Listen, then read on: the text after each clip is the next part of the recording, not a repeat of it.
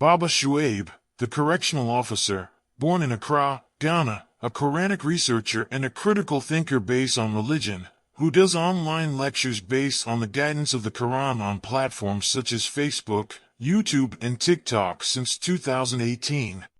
In Finland, and 13 years, QBE, in Classical Arabic and MSA in Quranic Arabic. The author of the Refer to the Quran, which helps every novice to understand the steps towards understanding the Great Quran and the guidance of God in it. Time to rise and meet the challenge. Baba Shuaib is calling you out. Meet Baba Shuaib, a correctional officer with a mission. Today he's throwing down the gauntlet to the mushriks, no more holding back. With his logo shirt and cap, Baba Shuaib sits tall and confident. He says, the time for action is now. It's time to rise, to push past limits, and to become the best versions of ourselves. Baba Shuaib believes in the power of determination and resilience. His challenge is simple. Stand up, face your fears, and conquer them. Every day is a new opportunity, he says.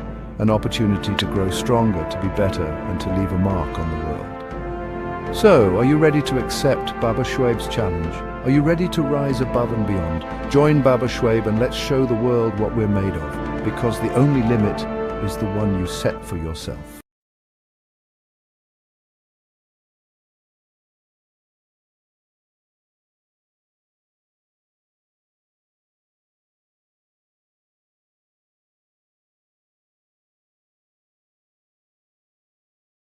This is a kid question. If you're alone on an island and you could only pick one teammate and one book, who would you like to spend your time alone on the island with among all your teammates and your friends? And what book? And I hope the kid will get happy that I asked this question. Teammate and book. I was thinking about why Allah, when Allah created Adam, He don't give him mother, sister or daughter, He give him wife. Oh. Why? This is like, it's a very big hikmah. Why He give wife? Why no mother or father or daughter? When I'm gonna be alone in island, why I need teammate, brother? You have to explain these kids. We need population. And what book would you take with you? Of course, we have only one book, brother. Only one book. It's become on my head. This is Quran. Wow. Other book, I don't know. It's like.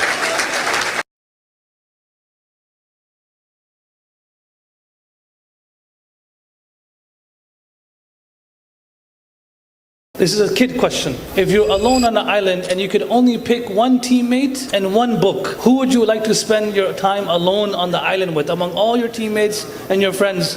And what book? And I hope the kid will get happy that I asked this question. Teammate and book. I was thinking about why Allah, when Allah created Adam, He don't give him mother, sister or daughter, He give him wife. Oh. Why?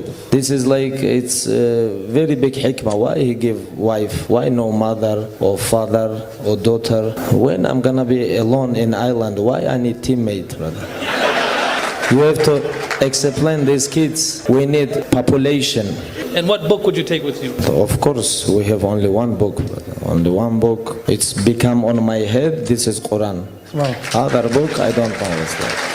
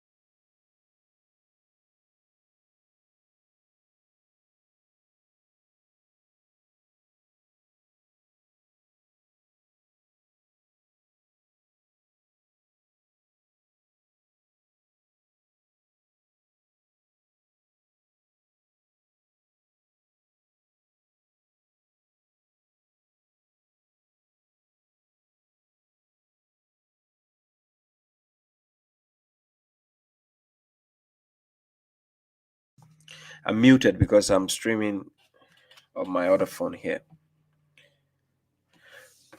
Yes, thank you for the alert. Yeah, don't worry, the sound is okay. The devil didn't hold the sound this time. This time it was myself. It was me, myself, and I did it. Right? So salam to you all, peace to you all. Thank you all for coming. I hope now you can hear me sounding clearly, right?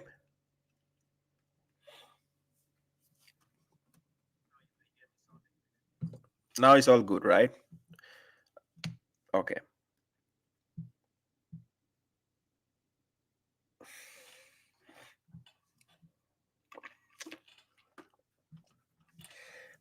Guys, actually, the reason why I didn't do a live stream on Wednesday night, I think the morning of Wednesday night, the morning of Wednesday, I had about only like 3 hours of sleep because I had to do some video editing, right? Because I had about 3 videos to edit. So I wanted to finish it on time, and that actually took most of my time. So I actually only got like 3 hours, and then I was supposed to go to work. So when I came back in the night, I was exhausted, right? That's Wednesday night. I was supposed to do the live stream. So I was exhausted, and I just tried. And normally when that happens, when you get less sleep, you start to have like a minor headache. So when I tried facing the lightning, because that is what I use to check if in case I will have a migraine or something. So I'll put on the light, then I face it like this, and it was terrible. So then I decided not to do it, but rather Thursday night, right? And I know already we are in Friday. Right now, even Finland is in Friday, but I know most of you are in Thursday already. Either Thursday evening or Thursday night, right? So thank you all for coming. Peace be to you all. Kindly share so other people can join. Um, yes, kindly share so other people can join. I appreciate your presence. Share it. I'm streaming live on Facebook, YouTube, and TikTok simultaneously, right? I'm only streaming on 3 platforms. Okay, so let me give some shout outs to all those who are here. For those on YouTube, Facebook, and TikTok, we have, you can do this. We have SHXH. Could it be the time difference? Anyone aware of? Okay. Yeah, Sally Jackson, Sister Sally Jackson. Yeah, my team will send you an email, inshallah, for the copy of the Great Quran. Yes. We have Sister Iram. Yes, peace to you. We have Zabuta Buta. I like that name. We have Sister Khadija Mom. I see you. Peace to you. We have Lamin Toure. We have Balogun Olayinka, Ruva Umar. We have Abdullah Shakun. We have Nara Power. Yes, salam to you. If God had given him more of Adam. Yeah. We have Marshall the Grey, Barry GH, I see you, Abdul Fatruni, Zingo, Hamed, Afakir. Hey, wait a minute. Why? Like, it's like my window is open. I'm feeling.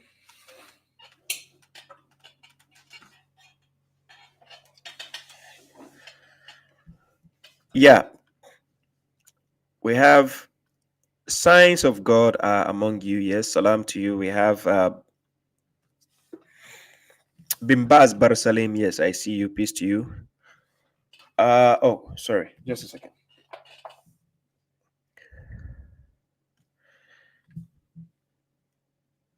Just a second, guys. I need to do this.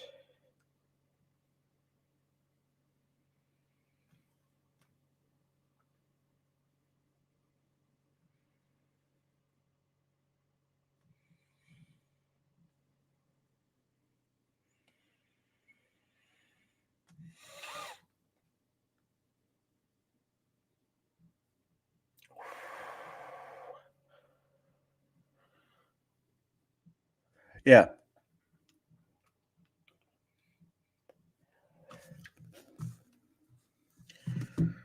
So one more.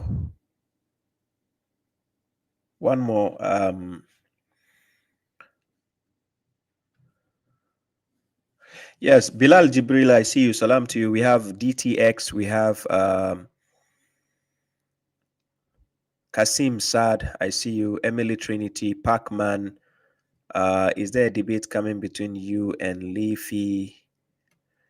I need to find a way for that, right? Yes, I think I think MFG said there could be a way I can get him to have a debate on that. But with Leafy, one thing about me when I want to do debates, one thing about me is as a sign of respect, I want to see the eyes of my rival, right? I don't know why, but I have that feeling. I prefer seeing the eyes of my rival than because I don't understand why Leafy doesn't want to show his face, right? I don't understand why. Is he? I don't know. I don't know. But yeah, we will see what can happen on that.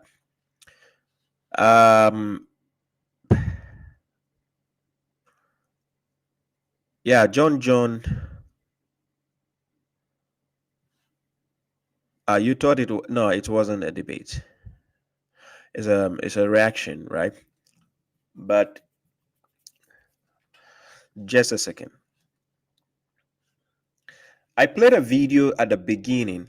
Let me play the video again, right? It was this guy, Khabib, the guy who used to fight the UFC fight, that the MMA fight. Yeah, salam to you, Tani K. That is it Khabib?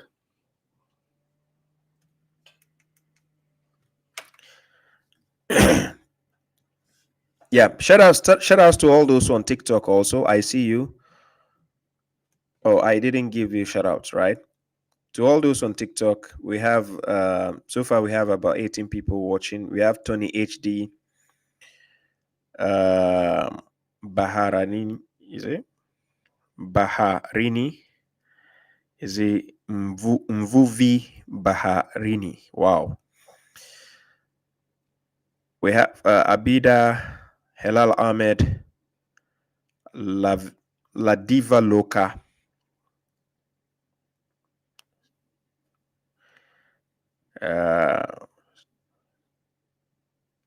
Then we have Resha Green. Thank you for the gift, Resha Green. We have West Comedy Hype.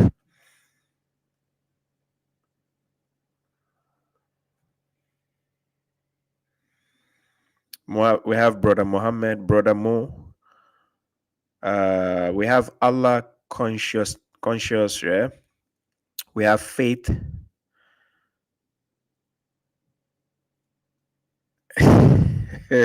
Faith says 19. I come in and it's 19. This is a sign. Oh my God. Like the 19ers, right? There's something about 19ers that impresses me the most. Faith, you are a 19er, right? So you came in at 19 minutes, you said, and then the number of viewers watching when you came in, it was 19. And I hope you are 19 years old, right? Or what happened to that one? You are not 19 years. Okay. Wow.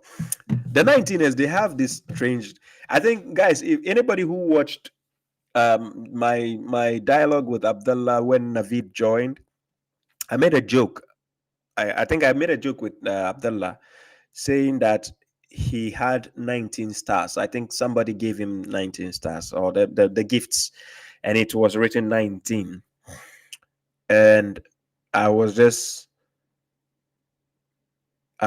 telling him that Oh, I hope you are not going to say this is also a miracle, because we are talking about 19 and then it happens to be like 19 stars given to him, right? So, and they have a strange way of adding up those numbers, and then they will tell you 19, that's the miracle. So I wonder, had God created the world in 19 days, what it will have been.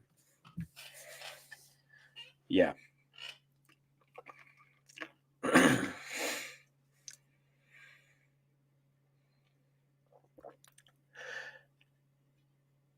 Yeah.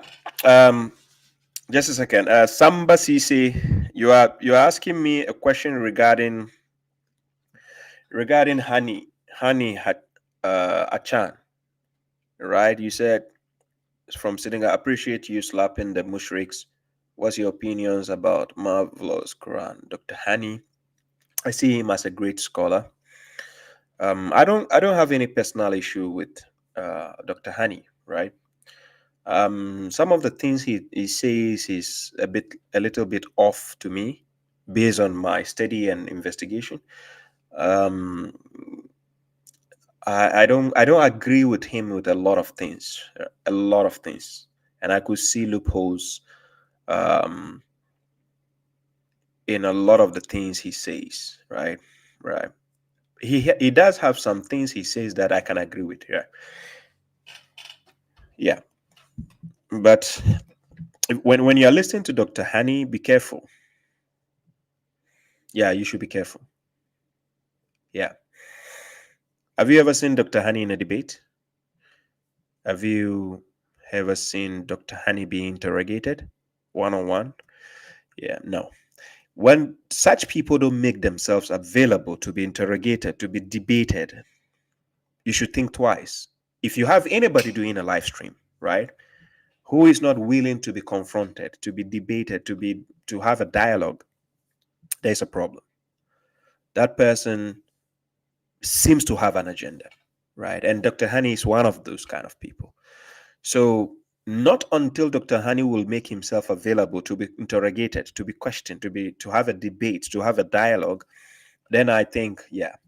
Because sometimes the freedom is when a person sits alone and is talking, you might think the person is making sense. The person is saying something important.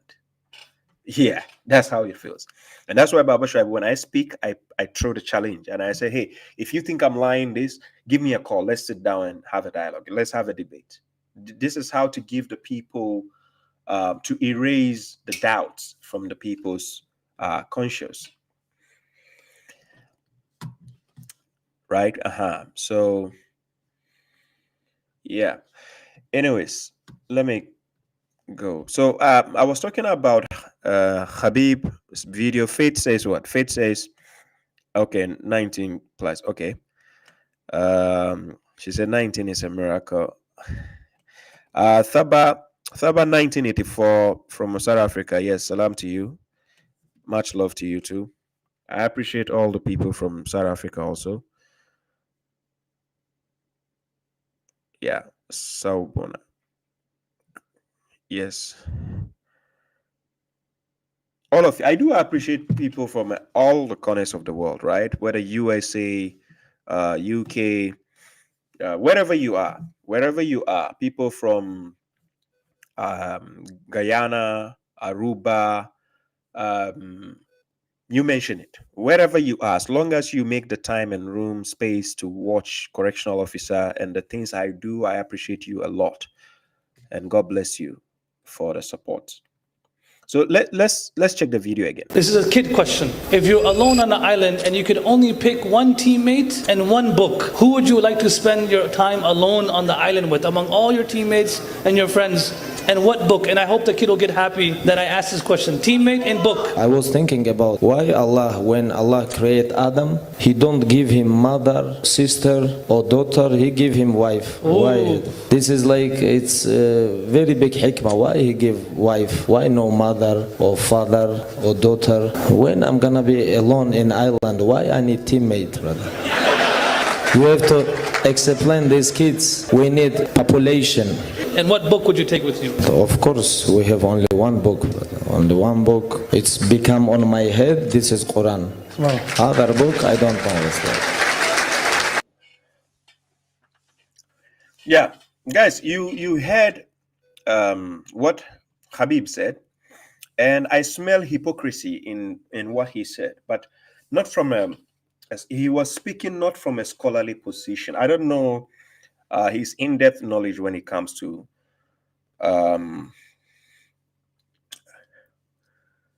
his stance, but the things he said is 100% factual. As a Muslim, this is the way you should be thinking. But there's a problem to what he said, right? And that shows the level of hypocrisy the sectarians usually have. Yeah, the sectarian, because he himself is a sectarian. He practices the so-called version of Islam given out there, which is fake, which is not from God. So he said he will need a woman. Yeah, because when God created Adam, that's what God see befitting. That's why a man needs a woman. A man needs chaos. Yeah, yeah. A man needs a woman, and so a man needs chaos. Women think in complex ways, right? So because of their complexity in the way they think, a man needs somebody who brings these thoughts to the table, right? And the man likes to think in a logical way. So God created Adam first, then he brought him a mate because he knows that will cause a balance, right? So now Habib is talking in the sense that yes, he needs the woman. He doesn't need the teammate. He doesn't need his friends. He doesn't. Yes, in that context, he is right. Then, but he focused his mindset on population. We need population. So he was just only thinking, okay, the woman is only coming so that we have population. If that is why you only need a woman, then women will become useless to you because you think you only have to do copulate and then have kids. That's all what you need from a woman. Then then you have to be a Rastafarian, or you have to be you have to be a dancehall artist. Yeah. Or you have to be a reggae artist. No offense to any reggae artist. I'm just being sarcastic. But anyways, then he mentioned one book.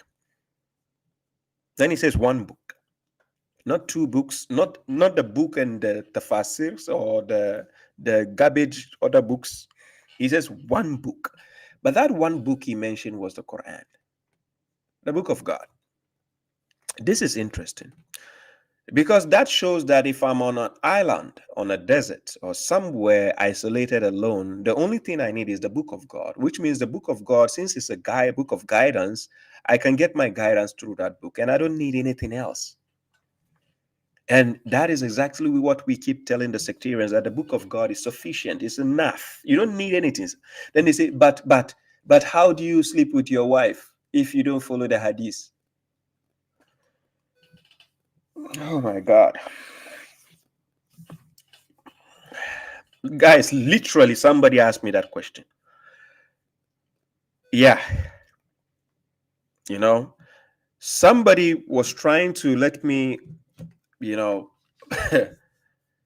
think that it takes the hadith books for you to be able to know how to actually copulate with your partner. Yeah. That's how sectarians, guys, you have watched one of my videos with a guy called Daoquest, and you heard clearly what Daoquest said. Daoquest says, how do I wipe my, when I go to the toilet? How does the Quran teach me how to? Does the Quran teach me how to do that? He said. So it tells you common sense is not common among the sectarians. No. Yeah, peace to you, JS, Jihan, you're welcome. Common sense is not common with sectarians. I'm not joking with you. It's never common with them. Common sense is very, very expensive when you are a sectarian. Common sense doesn't work. Yeah. So I played a video specifically for that reason, so that you get to you sense the hypocrisy when people speak, the things people say. Observe what they are saying, guys. You saw my dialogue and debate with Abdullah. You saw when Naveed joined, right? You saw my reaction to what Naveed is saying. You saw how it got to a point I was zoomed out, right? I zoomed out. I was just like, is this guy serious? You know, you need to observe what people say. Then you have to use their own words to show them the lapses in their logic, in what they say, the things they say, what they are saying, how they contradict themselves. That alone is a game changer. That's all you need. That is why when Baba Shoaib does what he does, people like my rivals are running away. They run. Look, my rivals, the best they can say is, oh, he cannot recite the Quran properly. He doesn't know how to recite the Quran very well. And yes, that's all they say. I'm not joking with you. My rivals, that's all they say. They don't have any argument. Yes. No argument. Yeah, because I'll shout them down. You see how I make people look stupid when I'm having dialogues with them? Do you see how stupid I make people look? Yes, I will make you stammer. You become a stutterer, a stammerer. This is what I made them do. And I make people go around in the circles and then they look like a fool. Go and check my dialogues and debates. When I do dialogues and debates, this is what I do to people. Because this is the strength that God has given me. That is the strength. I need to observe people. I need to, let people listen to themselves. Anyways, away with Khabib. Let's delve into today's topic. So I have this this video, which is actually another funny video of a pastor or prophet or of, I don't know. His name is Noah. I don't know if he's the reincarnated version of Prophet Noah, but this is what the pastor said. Breaking news, a man named Noah in Ghana is building an Ark of Doom. It has become a hot topic across the country after claiming that what happened during the biblical days of Noah is about to happen again. According to him, starting December 25, 2025, a heavy rain will fall continuously for 3 years, flooding the entire world. He says God revealed it to him, and he has already begun building an ark to prepare for what's coming. Noah, who lives in a small community in Ghana, says he has spent months gathering strong, seasoned wood to build the ark. He claims the materials are not ordinary, that each piece has been prayed over and chosen under divine instruction. While many people laugh at him and call him crazy, others are beginning to pay attention. Some say, wasn't it the same thing people said to the first Noah? They mocked him until it was too late, despite the criticism. This modern-day Noah says he will not stop. He believes his mission is to save as many lives as possible before the rain begins. He invites anyone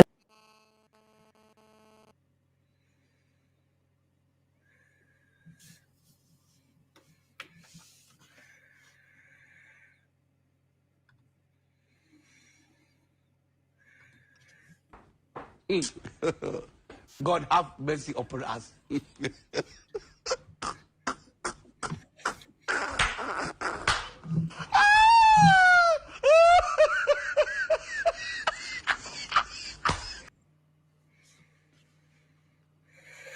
Guys, you heard it, right? You heard what was said. Okay.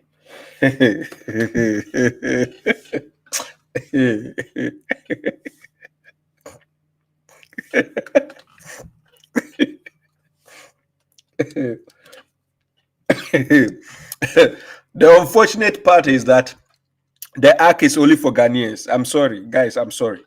If you are not from Ghana, you are not part of it, because the ark can only contain people from Ghana.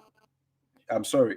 So when there's flooding all over the world, if you are based in the US, UK, Japan, wherever you are based, forget about it. You are doomed. Only Ghanaians will be saved. And Ghanaians, the population we have is over 32 million. So the ark I don't know how much people you can take, but I'm sorry, Ghanaians. I'm sorry. If you're not from Ghana, then I'm sorry. Sorry to disappoint you. Sorry to disappoint you, actually. Because this Noah from Ghana,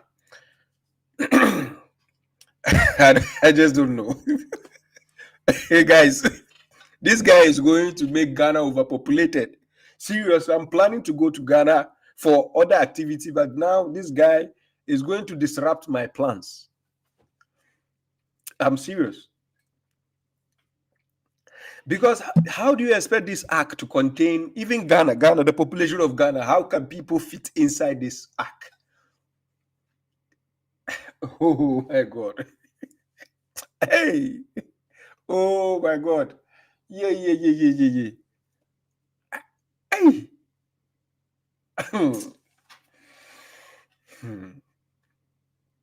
And the funny thing is how the news, the journalists, they have time for this nonsense. This kind of nonsense, they do have time for it. I just don't understand how it works. Anyways, I'm planning to go to Ghana, so the ark have to. I don't know if they will accept passport or visa. I don't know, but I'm a Ghanaian, so I don't need I don't need any visa. Yes, so we'll see. Hey.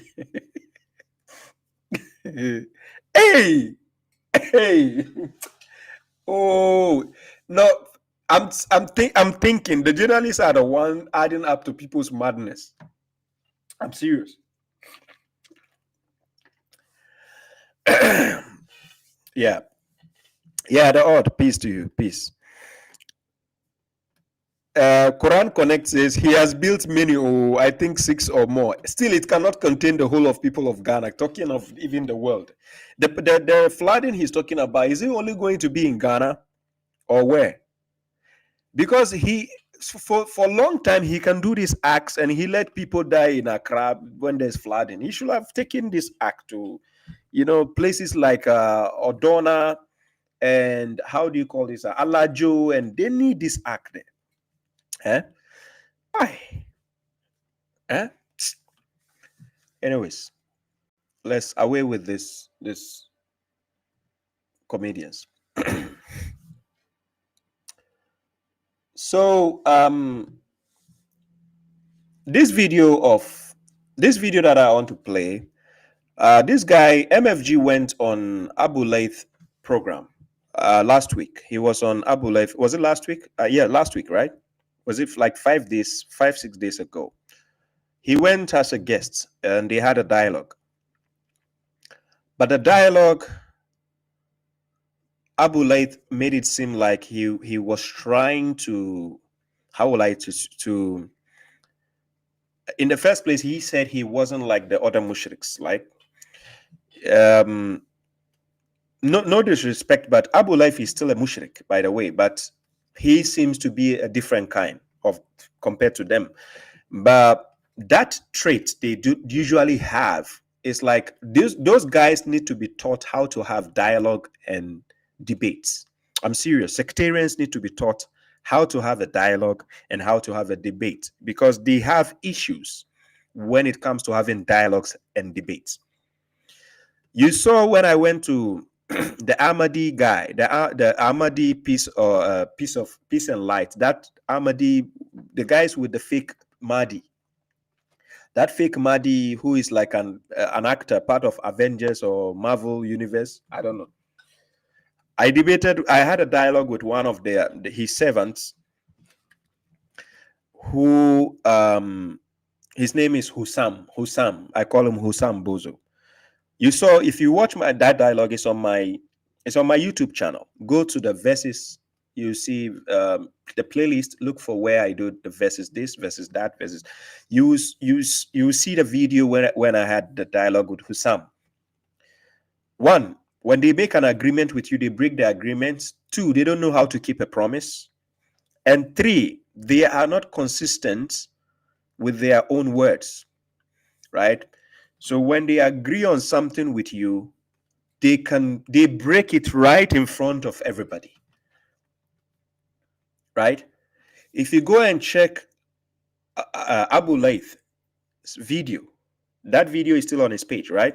If you go and check the comment section, you will see most of even his people were against him concerning the treatment he gave to MFG, right?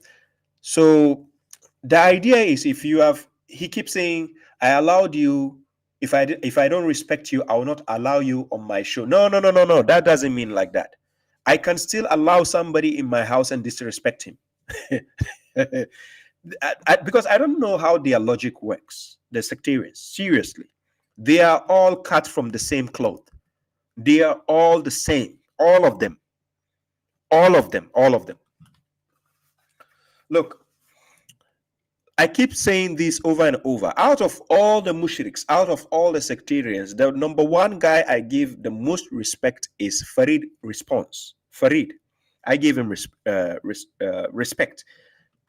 Against all the odds, against all the other mushriks, I gave him respect. Yeah. You understand? But you see the other guys, the way their brain works is different. The way they act is different. So I'm going to play this one part to call your attention to the part I was more observant on. Let me see.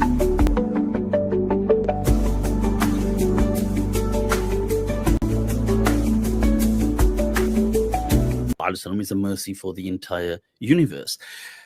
By adding وَمَا أَرْسَلْنَاكَ, what it does is it reinforces that you, not just that you are a mercy, but that Allah endorses that his whole sending of you was but as a mercy. So it amplifies the meaning that it's being, that one is, if I said to you that imagine a person like a king, he says, well, this person is, this person is amazing. Or this person is an ambassador. And then you say, but the king sent this person, but as an ambassador. So it comes with an endorsement that, oh, wow. So you're looking at it perfectly. Right. Yeah. Exactly. Exactly. So here you're saying Allah has sent, sent the prophet as a mercy. If he wasn't sent, he's not an ambassador. If he was not sent, then he was. That's like saying, if Allah didn't create us, we wouldn't be here. So obviously that's just Prophet Muhammad Prophet Muhammad, if he sat in his house and was not sent, Muhammad, let's steel man your case. This thing, what I don't want to do, look, I want you to understand something. And this whole opportunity is because you said, look, people, I'm not aware, but I'm assuming people have been very harsh with you. They've strawmanned your arguments. They've hurt your sentiment. I mean, from last week, what you said, or I understood. So I would like this opportunity to kind of allow to listen to people from their hearts. But I want you to understand something, please. Look, the Prophet Muhammad sallallahu alaihi wasallam, to countless Muslims throughout the world, is the first and foremost before anything. Sallallahu alaihi wasallam. My whole discussion, please don't try to just, just for the sake of it, try to be silly with a remark there. Look, my whole reason and objective behind when I said challenge certain hadith narratives, when I presented Bukhari Gate, when I did all of these things, was that they were hadith that insulted the honor of the Messenger of Allah sallallahu alaihi wasallam, and the Messenger of Allah is. So this part MFG was about to make a statement, and he made MFG post. So he took over and started talking. And what happens is he took over, started talking, and it seems like the idea is you are there to have a dialogue with somebody. But when the person wants to make a statement from his side, you keep stopping the person. You don't want that person to be heard. And you are feeling like when he says something, he's hurting your ego. He's saying his point of view. That's why the dialogue is there. Let him say his point of view first. Then you can ask him questions. That's how dialogue is supposed to be done. That's how I keep saying that the mushriks, this is why they are scared to come to our platforms. Baba Shoaib, they are scared to come to my platform. It is not because it's not because there's no platform. There's platform, but they have not been trained psychologically on how to have dialogues and debates. No. Mushriks are not good at that. So this is why they avoid our platforms. Then they want us to come to their platforms where they will just have the control. So guys, I give an example. For anybody who has watched my dialogue with Abdullah, for anybody who has watched my dialogue with Naveed, the previous one, for anybody who has watched my dialogue with Brother Hamza Malik, for anybody who has watched any of my dialogues anywhere, the moment I bring a guest and I know you are my honorable guest, I need to give you that respect to express yourself, to talk, express yourself. But I'm going to use what you say to ask you questions. But you see, when you keep shutting people down from speaking, when somebody wants to make a statement, you shut him down. He wants to say, you shut him down. That is exactly what Abu Layth was doing to MFG on that day. Like, this is how they are programmed. This is how mushriks, sectarians have been programmed, for God's sake. Right? And the best platform we can have to debate with them is also organized by the mushriks. Yeah, yes. Look, if you like, check the recent debates this guy did. MFG went and did. Check. You will find out that even the mediator is a mushrik himself. I would prefer to even have a Christian as a mediator. When I'm facing a Sunni, I would prefer, wallahi lazim, I would prefer to have a Christian or a Jew in the middle, when I'm going to face a mushrik. Yeah, salam to you, Faisal said. Because when you see, when these people have platforms, to them, they have an agenda. I can see it from afar. These people have an agenda to shut down Quran alone followers. Yes, they have an agenda. The agenda is to make whatever we say nonsensical. This is why the interruption is there. Because, guys, let me give an example. Yeah, salam to you, Brother Nas. Let me give you an example. And women can tell you this better. Women can explain this better than anybody. You see, interruption.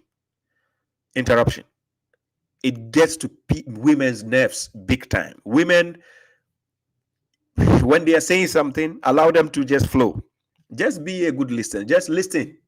Let them flow all the words. I like to be an observer. I like to just, when a woman is talking, I just want to, you keep talking. I'm just listening, watching. Talk. Say, if you like, say 1 million vocabularies. I just want to hear you flow. Right? Just flow, and I'm listening. I'm listening and I'm picking points from what you are saying, right? So in case later on you need my point of view, then I'll pick from whatever you have said, then I'll give it back from what you have said. Logically, if you want to be consistent with women, let them speak, say whatever they want, just use their own words, and then give it so that she knows you are listening. You are not just, you are listening. Right? So when that happens, you are a good listener and you are having a conversation. The conversation, sometimes you just need to listen. You don't need to. Then when you ask a question, then you answer. So in order to understand how dialogue works, I think mushriks need to devote their time to understand how women have a dialogue. But I think mushriks, again, they hate women. And that is why sectarians, they ban the women from even talking in public. They don't want the women to have platforms to even talk. Yes, because they cannot put up with that. right? So listening is a problem for mushriks. I don't know. This is why they are using the hadith books and so on to suppress women down, to push women down, not to even have a voice. But if you are listening to sectarians, right, they always need the upper hand, to just be the ones talking, to just be the one asking you a question and answering the question, to just be the ones like to just shut you down. Don't say anything. Yeah, they don't want you to say anything.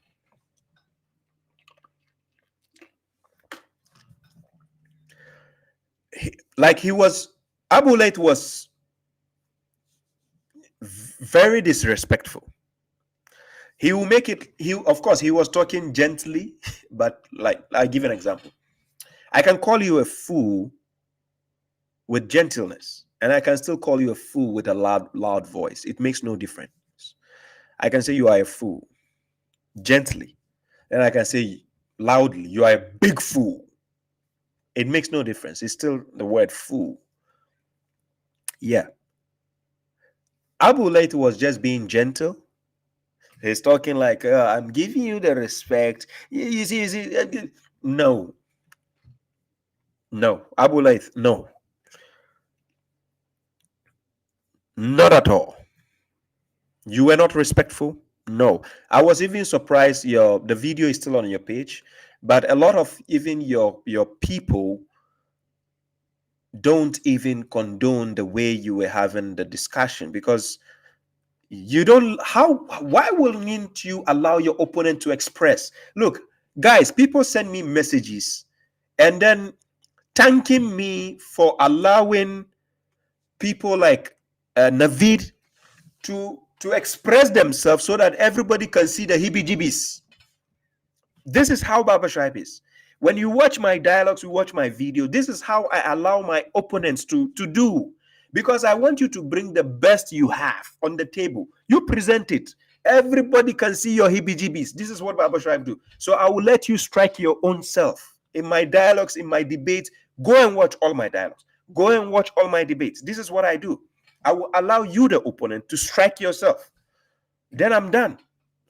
So when people get angry and say, Baba Shaib, why did you allow this guy to spew this nonsense? Because we have to see the end of that nonsense. We need to see it. We need to hear it.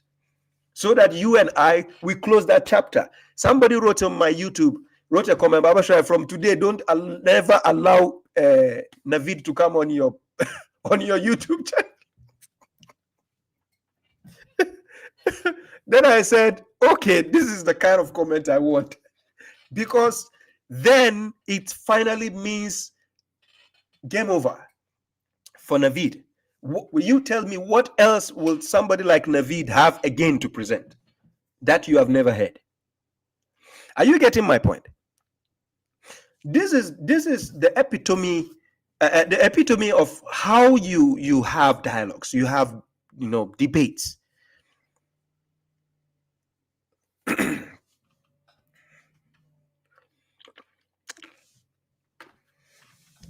You get the point.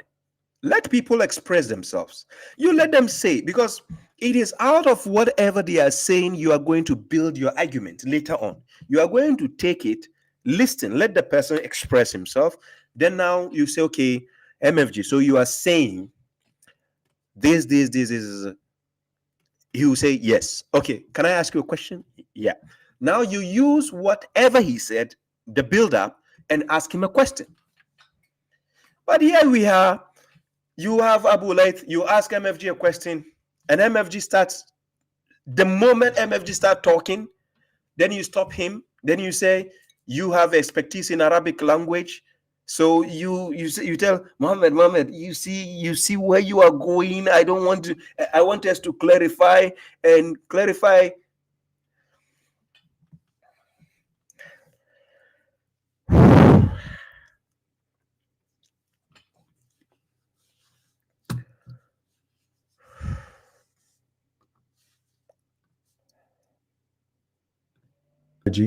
The concept comes from principle. So God is telling us in the Quran in many verses, and even when he's comparing us to he's telling us the stories about the children of Israel, the Jews and the Christians specifically, and the people of the book, he's always appealing back to the gospel, to Torah, to the Psalms, the books that he has sent. He doesn't appeal to anything outside of that. He's not talking about anyone's wisdom or anyone's application of their books. He's just saying to refer to that book. Now, we prove this principle also by epistemology. So when we see what the individuals are saying in regards to guesswork and making apologetics to things that are contradictory, reports that have not been authored by God nor by the messenger, we see the inconsistencies, the ingratitude to what God has sent. And furthermore, we see the insulting nature of the hadith. We turn away from it because it's not something that is necessary. Now, in regards to the concept of about hate or love or the rage or anger or misplaced passion, quite simply, there's a lot of reverts that have not been grown. They did not grow. And this is a point my good brother Isa ibn Yahya made out. He's a revert. He wasn't raised with hadith and all of that. But they just simply, when they read the material, and on the surface level, it just looks extremely problematic. And the Quran, on a surface level, it doesn't. The Quran does not need somebody to hold your hand for you to get guided. God is the one guiding you through his words. But in the hadith, you're saying that we need somebody to hold our hand, and yet when he's holding our hand, we can't truly ask questions.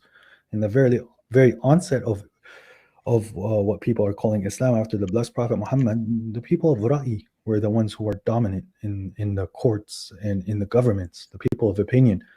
And slowly that was transitioned out and phased out by the hadithists, traditionalists, when they beat them out.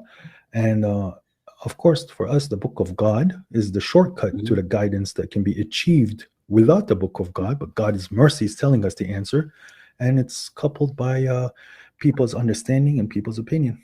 So that's sure.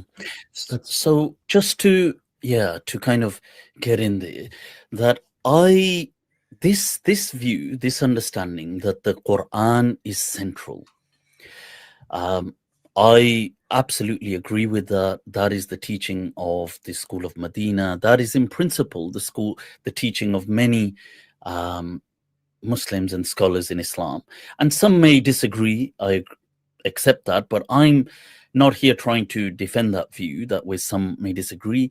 The School of Medina, the school of which is Imam Malik, the school of Imam Abu Hanifa in principle too, is that the Quran is always central, and other principles or other guidances always orbit that, almost like a solar system. And this was the analogy I gave last week in saying that the Quran is the sun, and then you may have planets, and planets may have moons and things like this. Now that's so the authority and the principle being the Quran, the central, that there's no dispute on that. So I totally wholeheartedly commend you on that principle and agree with you that the Quran is always, there's primacy for the Quran. But I want to ask you that, okay, so you're saying in principle the hadith, are you distinguishing between hadith and sunnah or not at all? Our definition of sunnah is a little bit different than how people approach what the word sunnah means. So for us, there's two types of sunnahs in the Quran. Sunnah alladhina khalu min qabl, the traditions of the people who has passed before, which is what God is guiding the blessed Prophet. وَيُرِيدُ أَن يُهْدِيَكُمْ سُنَنَ الَّذِينَ خَلُوا مِن قَبْلِكُم. And then the other sunnah that we're aware of is sunnat Allah, which is the tradition of God and how God deals with his subjects and his servants, and how he deals with the disbelievers. This we're in agreement. Sure. But in regards that we're to in agreement with, yeah. So there's no, I mean, what we're talking about when we're saying the sunnah of the Prophet. Right. So there is not a specific sunnah for the Prophet that we have to follow. That You see, here, when MFG was giving him the answer, he wasn't paying attention to the context in which MFG was speaking.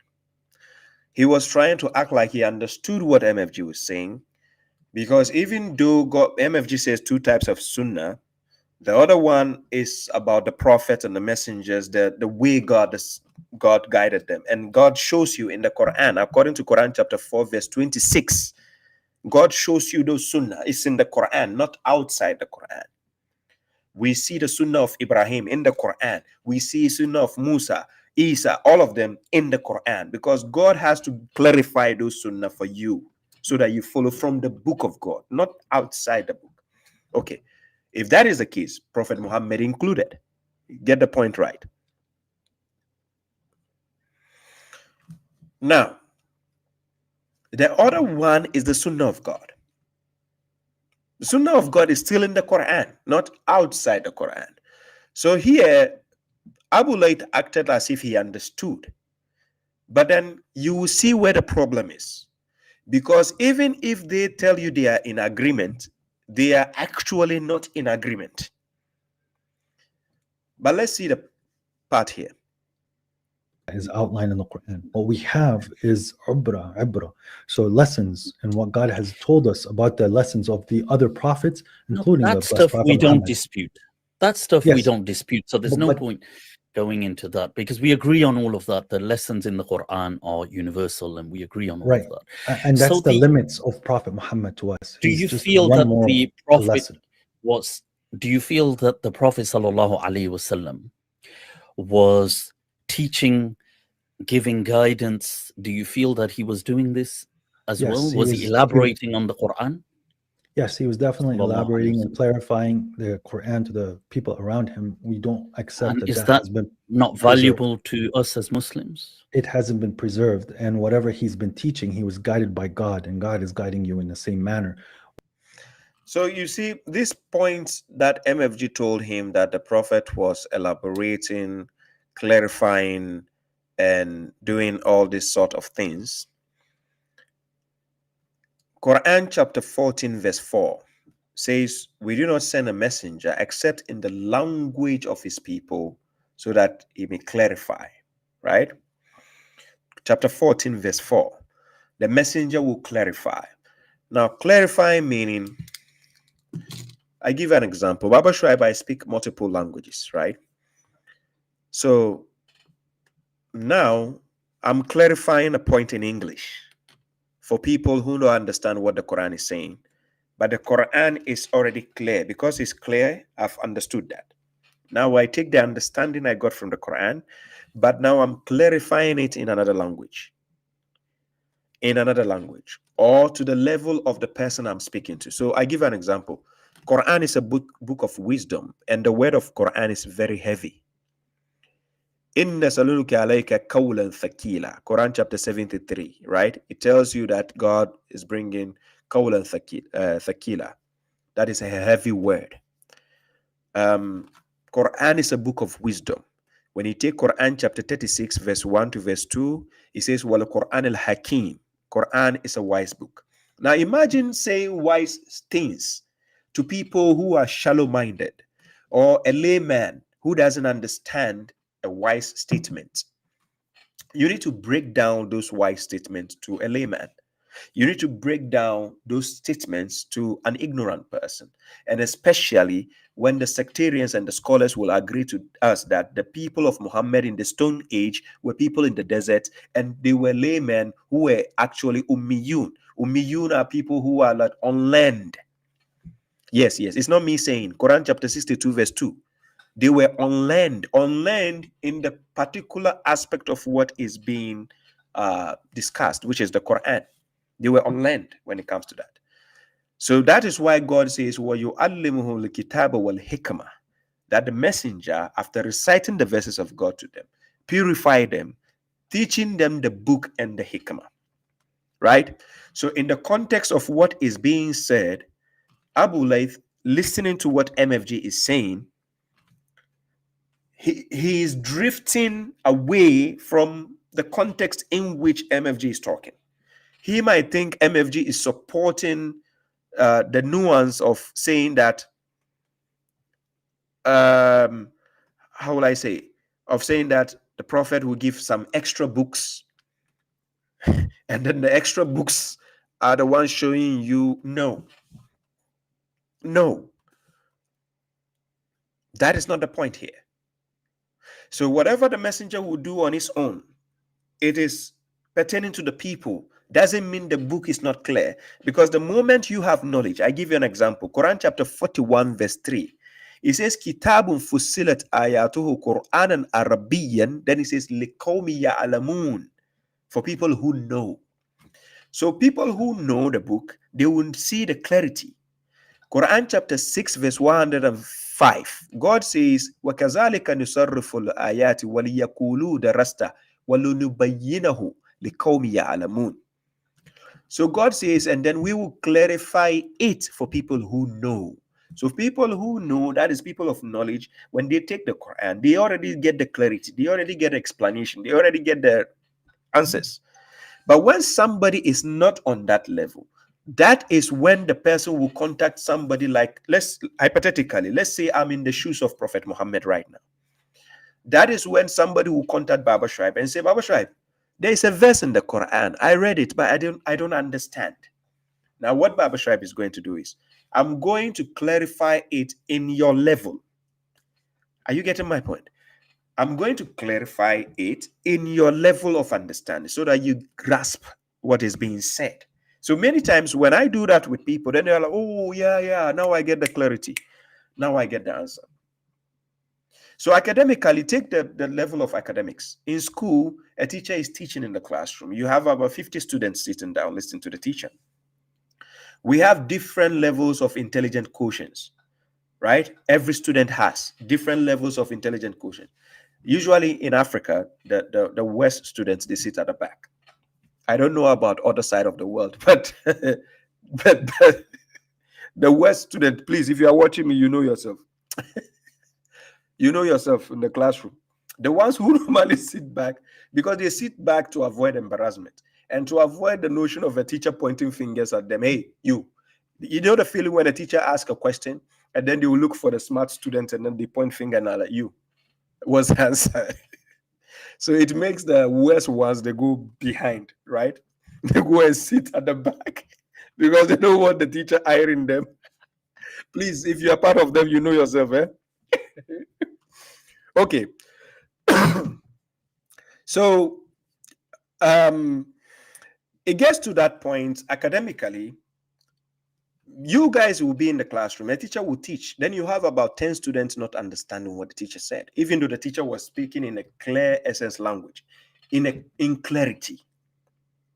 The teacher will make sure everybody is paying attention in clarity.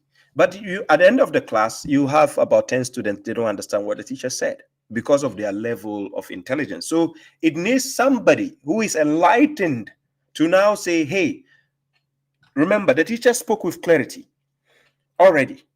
What the teacher said was clear, perfect. But because we have people with whose level of IQ is down, we are different types of people, right?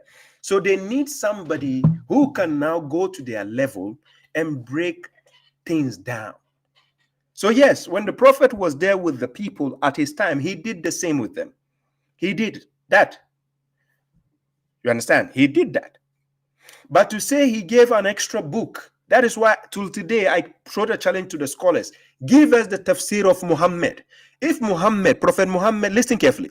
If Prophet Muhammad actually have a tafsir, which is supposed to be passed down to the people, how come there is tafsir of Qurtubi? You mentioned them, Ibn Kathir, Jalalain, you mentioned them, Tabari, Saad, Bagawi, all these tafsirs. What do we need this trash for? If the prophet actually did tafsir of the Quran, ask yourself, if he did it and gave it, and it has to be passed down to generations, how come you are disturbing us with the trash of your scholars, saying you need a tafsir of Qurtubi to understand this verse? Oh, I thought the prophet already did that. Hello? If the prophet had done it already, why do I need your trash? Hello? Why? Oh, the tafsir of Muhammad? Oh, I would love to have it. Is there a copy? Oh, here it is. Yeah, I have it. Then when I have it, what do I need the trash tafsirs of your scholars for? Are you getting my point? Because that wasn't part of his assignment that he should bring an extra book to give to the people and say, okay, you know what? Since I found out that these people are low-minded, shallow-minded, let me now write a book. Oh, I get a writer. According to you guys, you say he cannot write, right? You said the prophet cannot read and write. How did he become a teacher? I wonder. But even though Quran chapter 80 verse 11 to 16 clearly tell you that the people who wrote the scribes who wrote the Quran are actually dignified, you understand the position, there's no way you can take the prophet out of those ranks. Anyways, then Prophet didn't get somebody to be a writer of those ones, to write the tafsir that he did, to explain each and every verse according to you, the sectarians. He never did that, right? You claim he did in your hadith books. You said we should follow the tafsir of the Prophet.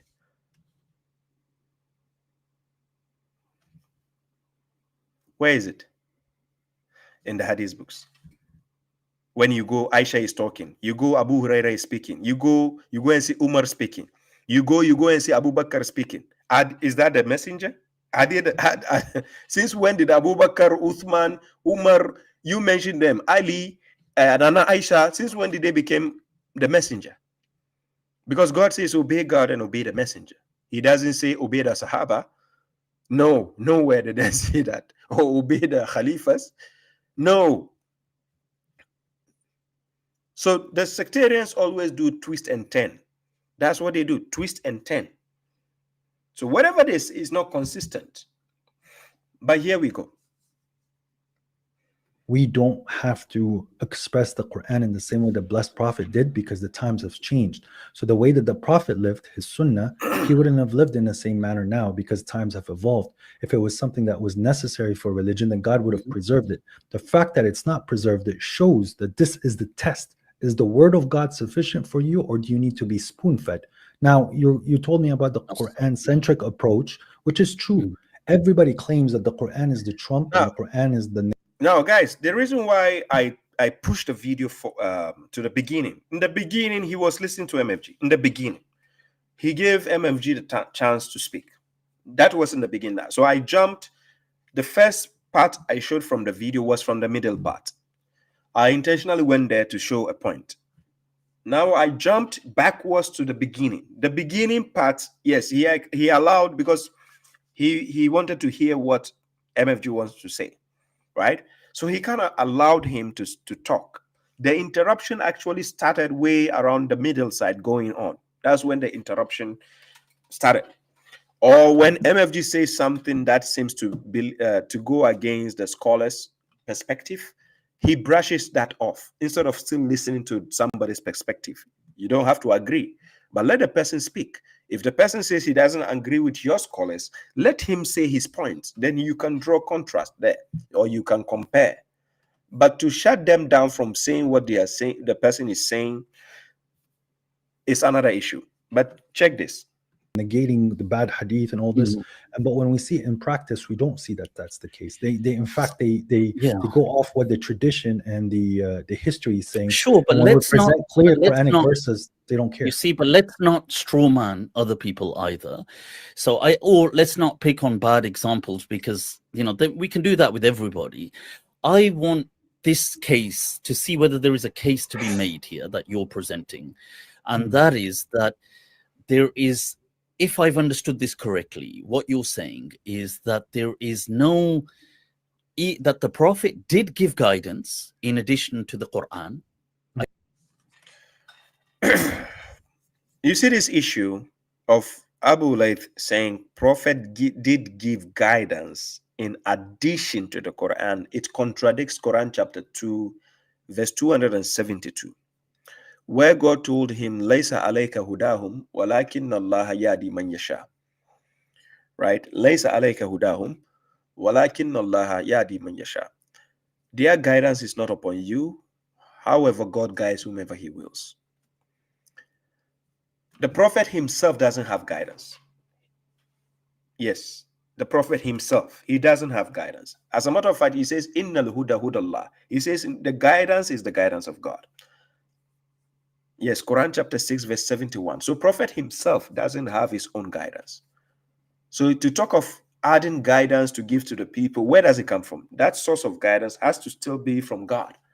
He doesn't have to have extra guidance. And if it is from God, then we have to find the context in the Quran. It has to be stipulated in the Quran, because Quran is the book of guidance. ذَلِكَ الْكِتَابُ لَا رَيْبَ فِيهِ هُدًى لِلْمُتَّقِينَ. So the Prophet's assignment is packaged with the Quran.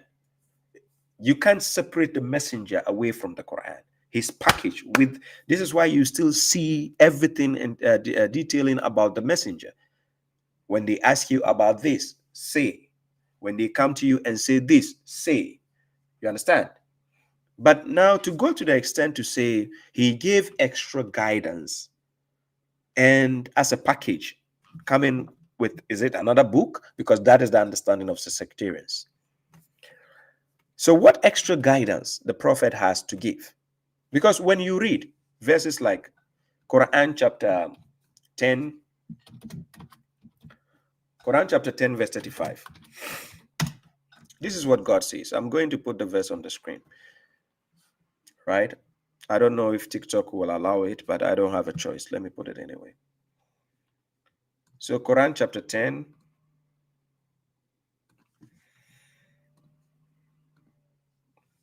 verse 35. This is what God says. Guys, can you see the verse on the screen? Yeah.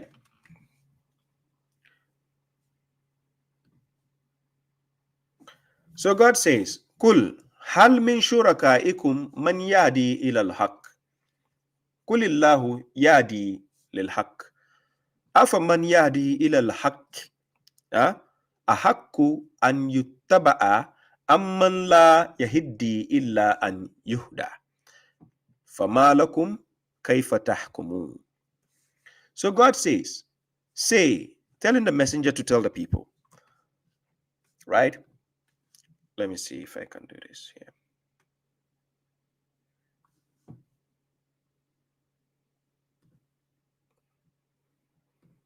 No, this one is not good. Yeah, this. So God says, say, are there any of your idols who guides to the truth? Then he asked the messenger to say, God guides to the truth. So God now asks a question. So is one who guides to the truth worthier to be followed, or one who cannot guide unless he is guided? Because Muhammad cannot guide unless he is guided. So here, the comparison God is creating in this verse is to compare someone who originally is the guider, who guides, which is God. You don't compare him to someone who is not guided unless God guides him before he can guide. You don't compare. So here God is putting himself first, which means he is the ultimate. We have to follow. So now God says, God guides to the truth. So he is one who guides to the truth worthier to be followed, or one who cannot guide unless he is guided. So how do you judge? You are going to follow the one who cannot guide unless he is guided. Is that the one you are going to follow when God himself is there? So this is why God told him in Quran chapter 2 verse 272, chapter 2 verse 272, this is what God told him here. He says, Laysa alayka hudahum, walakinna Allaha yahdi man yasha. It clearly says their guidance is not upon you, but then it says, but God guides whomever he wills. Now, the reason why Muhammad was not guided before God guided him, and now he can guide, but it has to do with the book of God. So I'm going to show you where the sectarians are misquoting this. That is Quran chapter 42 verse 52. In Quran chapter 42 verse 52, this is what God says. وَكَذَلِكَ أَوْهَيْنَا إِلَيْكَ رُوحًا. Then he says, min amrina. Then he says, مَا كُنْتَ تَدْرِي مَا الْكِتَابِ وَلَا الْإِيمَانِ. Then he says, وَلَكِنْ جَعَلْنَاهُ نُورًا نَهْدِي بِهِ مَنْ نَشَاءُ مِنْ إِبَادِنَا. Then he says what? وَإِنَّكَ لَتَهْدِي إِلَى صِرَاطٍ مُسْتَقِيمٍ. Now check the context. And thus we have inspired a spirit of our command to you, which is the messenger. Then he says, you did not know what was the book. He didn't know that before. You did, because he has no idea. He's ummi. Ummi means unlearned in the context of the Quran. He was unlearned, so he didn't know. That's why we say you did not know. Unlearned. If you are unlearned, you cannot know something. So you did not know what was the book. Then he says, or the faith, because Muhammad was not guided. We find you astray and we guided you. right? So then it says, but we have made it a light. So you see, the light is the book. The nur, God is talking, Nuran is the book. But we have made it a light by which we guide whomever we will among our servants, including Muhammad himself. Because that is why God brought the book as a guidance for mankind. That is why Quran chapter 2 verse 2 says, ذَلِكَ الْكِتَابُ لَا رَيْبَ فِيهِ هُدًى لِلْمُتَّقِينَ. That is the book wherein there is no doubt, as guidance for the pious. That is the book. In order to know the Quran is the guidance, go and read Quran chapter 45 verse 11, where he says, Haza Hudan. He says, this is guidance. That is how sweet the Quran can be. God says, this, T-H-I-S, this is guidance. It's like if I tell you, this is correctional officer. What else do you need? Where is any other correctional officer is fake? I'm telling you. So here, then God says, and indeed you, the messenger now, because after you have attained the guidance, God has used the book to guide you, you shall guide to a straight path. Because now he was not guided and God guided him. So he has to now lead you to the guidance of God. Are you getting the point? The messenger has to now lead you.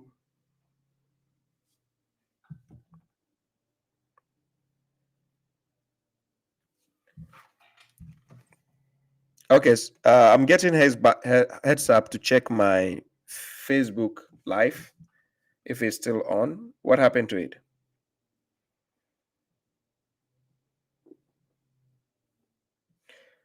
Something happened to my Facebook live. Oh, my Facebook live got disconnected. What happened? Guys, just a minute. I think my Facebook live, something happened to it.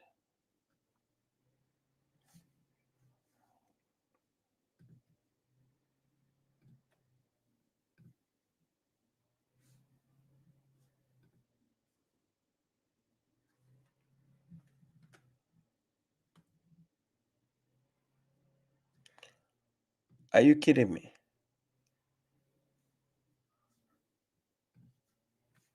How on earth did it get disconnected?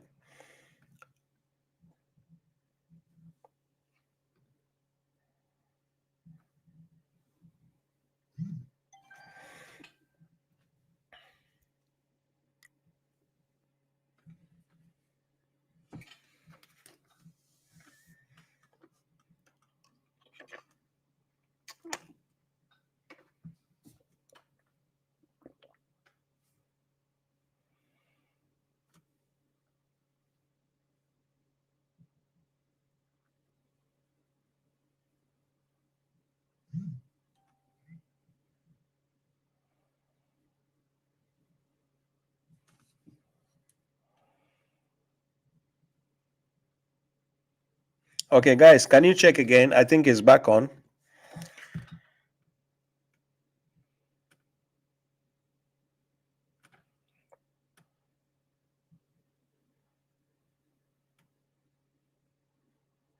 Yeah, kindly check Facebook. Now Facebook is back. It got disconnected. I have no idea what happened. Thank you, JS, for the heads up. Thank you. Thank you, Nara Power. Yeah, now Facebook Live is back on. Mariposa, thank you. Mariposa ex-Christian, thank you. Thank you for the comment. I appreciate the support. Hey, brother Elias, I see you. Salam to you. Peace to you. Yeah.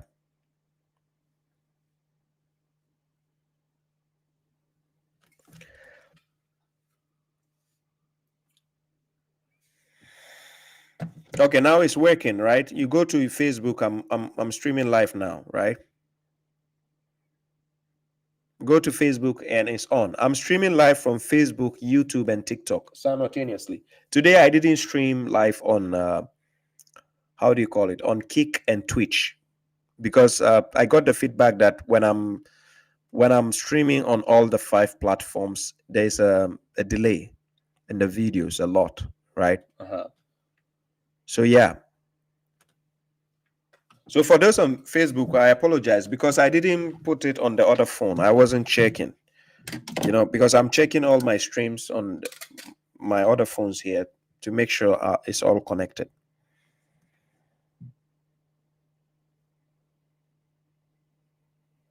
Yeah. Salam to all those who are joining now. Thank you all for coming, right? So Facebook, guys, those who missed that part I was explaining on Facebook, kindly check the minutes you missed and rewatch from YouTube, right? It will be beneficial to you because the part I was explaining was very, very important, right? So in Quran chapter 42, verse 52, now after what God said, then he says, now, and indeed you shall guide to a straight path. Meaning, because now Muhammad has been giving guidance and he has the book of guidance with him. So now he can guide by leading you to the book.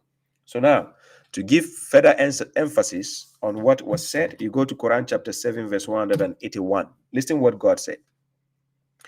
In Quran chapter 7, verse 181, this is what God says. God says, وَمِمَّنْ خَلَقْنَا وَمِمَّنْ خَلَقْنَا أُمَّةٌ يَهْدُونَ بِالْحَقِّ وَبِهِ يَعْدِلُونَ. God says, and among those we created is a nation or a group of people guiding to the truth. And by it, meaning it's a source, when they are guiding to the truth, by it, they do justice. Just like we have the Quran in our hands, and it is the truth, and by it, we have to do justice. Just as God says in Quran chapter 4, verse 58. Right? Quran chapter 4, verse 58. Now, coming back to the point that Abu Layth was misunderstanding, let me take you back to that point so that you get what was being said there, right?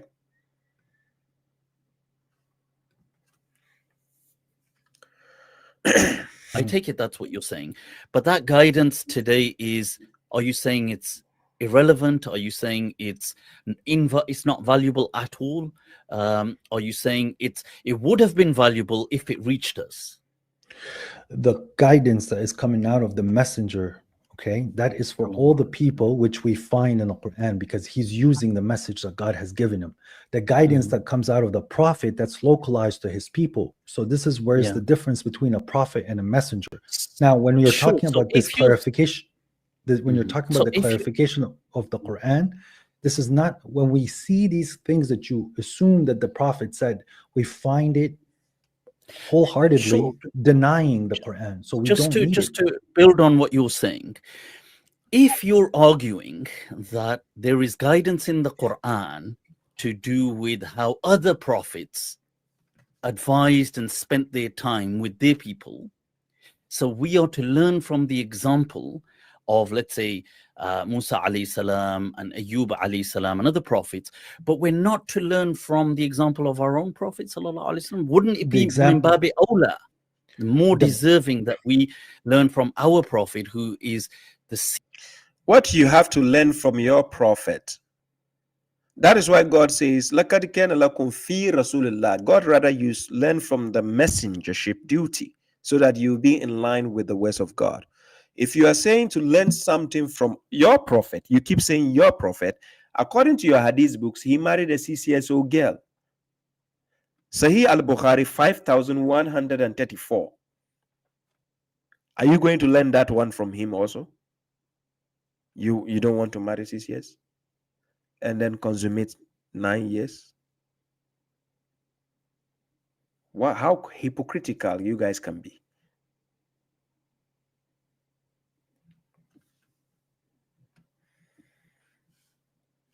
The same hypocrites are telling you khuluqul Quran. They say the character of the prophet, everything he did was based on the Quran. Then you ask yourself, you the hypocrites, how come the things you are doing are not based on the Quran? Seal of prophets, Khatamun Nabiyyin, he is rahmatan lil alameen, he's a mercy for the entire world. If we're to take God sending him is the mercy. The mercy to the mankind is God sending a messenger. That's why he's the mercy for mankind, because God in his mercy sent us this clear book. But the We Prophet have the lessons of the ﷺ prophets is the embodiment of of the mercy. Quran. No, Sure, that's of the not Quran possible. as well. Yes, but he cannot How be is the he? embodiment of mercy, because nothing can grasp the Why not? mercy of God. But you have to understand as Wait, well. wait, So wait, wait, wait, wait, wait. So when- if he can be the embodiment of the Quran, and as so can you. so how can he not be the embodiment of mercy? Can other things be the embodiment of the Quran in their entirety? You see the misunderstanding here. Abu Layth, every sectarian you speak to, the way they see the Prophet as a Messi is different from the way the Quran presents the Prophet. When they are talking about the Prophet as a Messi, they are talking of him as a Messi in the relative to the Hadith books and whatever. So they think by following those Hadith books, what it says about him, that is the Messi. This is how they think. However, let's understand the issue here. I'm going to show you some verses.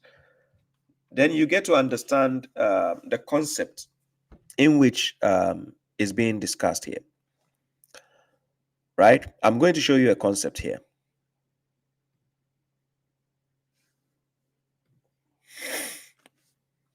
In Quran chapter 9, verse 61. Quran chapter 9, verse 61.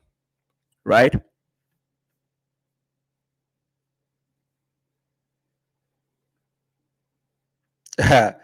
Isa bin Yahya says he gave a super chat to Mufti Abu Layth, but then he didn't address what was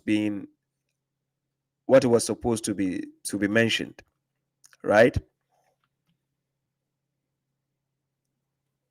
Yeah. No, I know, because they skip those things. If you say something controversial, he will skip it because he doesn't want to base his strength on that. Anyways, Quran chapter 9, verse 61. And God says, and among them are those who offend the prophet by saying he is all ears. Uzun. Say, all ears is better for you. He believes in God and believes the believers, and as a mercy for those who believe among you. So, as a prophet, he represents mercy for those who believe. As a prophet, the context is talking about a prophet. So, as a prophet, he represents a mercy for those who believe because God sent him for a purpose, right?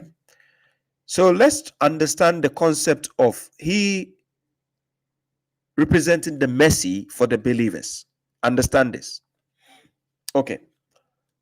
Then God says, as for those who offend the messenger of God, they will have a painful punishment. So now, for whoever is reading my translation, you see that at the mercy, I underlined it. And whenever you are reading my translation and you see me underline any statement or any word, please pay extra careful and attention to it, because there is a whole lot of topic on that thing as a subject.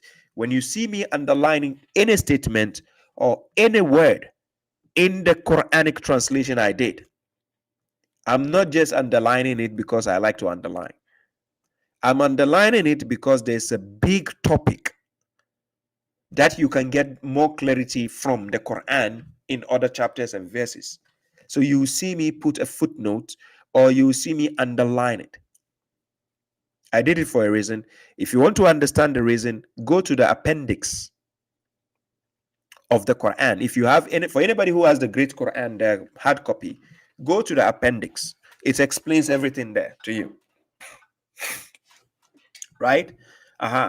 So now, as a Messi, I'm going to click. If you go to the web page and you click on the reference, Bible says Salam.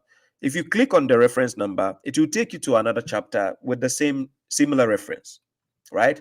So now I come to Quran chapter 21, verse 107. You hear most of the sectarians quoting this verse a lot. The sectarians, they quote this verse a lot. Kindly ask them this question. Before Prophet Muhammad became a prophet, was he a Messi? The answer is no. Before Prophet Muhammad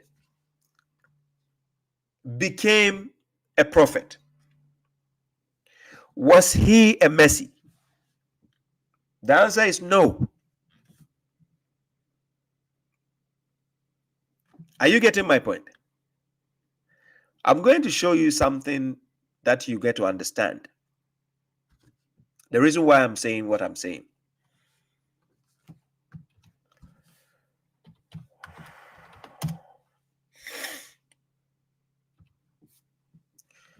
Here, chapter 19, verse 21, it is talking about Isa alayhi salam, Jesus. This is what God said. God says, Qala, kazaliki, likewise, Qala, rabbuki huwa alayya hayyin. Then he says what? Wali naj'alahu ayatan linnas wa rahmatan minna wa kana amran maqdiya. What God is saying concerning Isa alayhi salam, Jesus, listen carefully.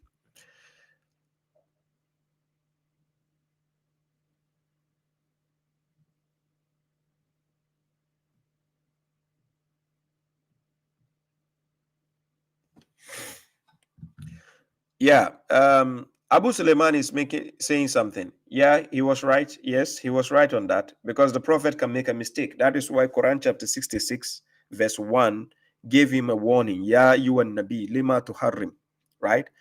So that is the point.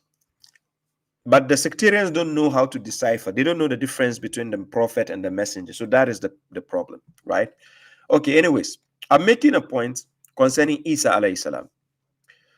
So then God says, Wali naj'alahu ayatan linnas. Then God says, wa rahmatan minna.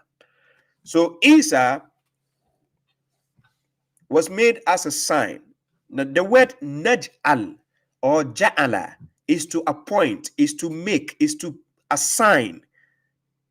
You understand? So Isa's case is stronger than the case of Muhammad as a prophet and as a messenger. Isa's case, Isa alayhi salam, his case is stronger than the case of Muhammad as a messenger and a prophet. But I'm going to break down this instance so that you understand. Chapter 19, verse 21. God actually made Isa as a miracle and mercy. He made him as a miracle and a mercy. And that means throughout the existence of Isa, God made him as a mercy. He was made, not sent. He was made. Understand the difference? Okay. So that is Quran chapter 19, verse 21. Then God says, He said, thus said your Lord, it is easy for me, because the Spirit was talking to Maryam, so that we may render him, or we may make him, or we may appoint him as a miracle for the people, that is a sign for the people, and a mercy from us. And the matter was decreed. Okay, so now let's go back. I want to show you how come the sectarians like to idolize Muhammad by that statement of the mercy, because they misconstrue the sentiment that goes with the statement. They have misconstrued what is being said. So the reason why Abu Layth was arguing with MFG on this topic, he was trying to emphasize that Muhammad is the mercy himself. Because if you are sent, then you have a purpose. Something has been sent with you. Because if we take Prophet Muhammad and we take the Quran away from him, then what was he sent for? What was he sent to be? What? Are you getting my point? Let's take the Quran away from Muhammad. What will Muhammad become again?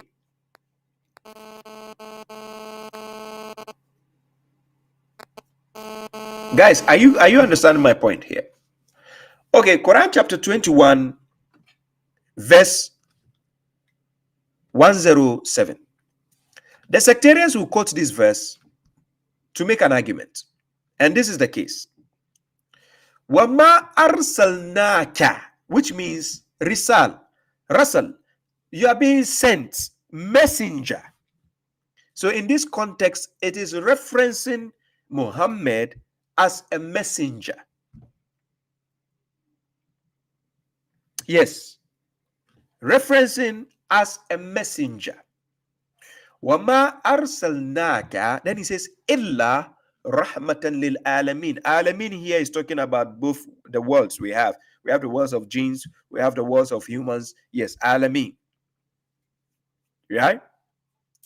And we have not sent you. That is the moment the word, the arsal comes in, is talking about a messenger now.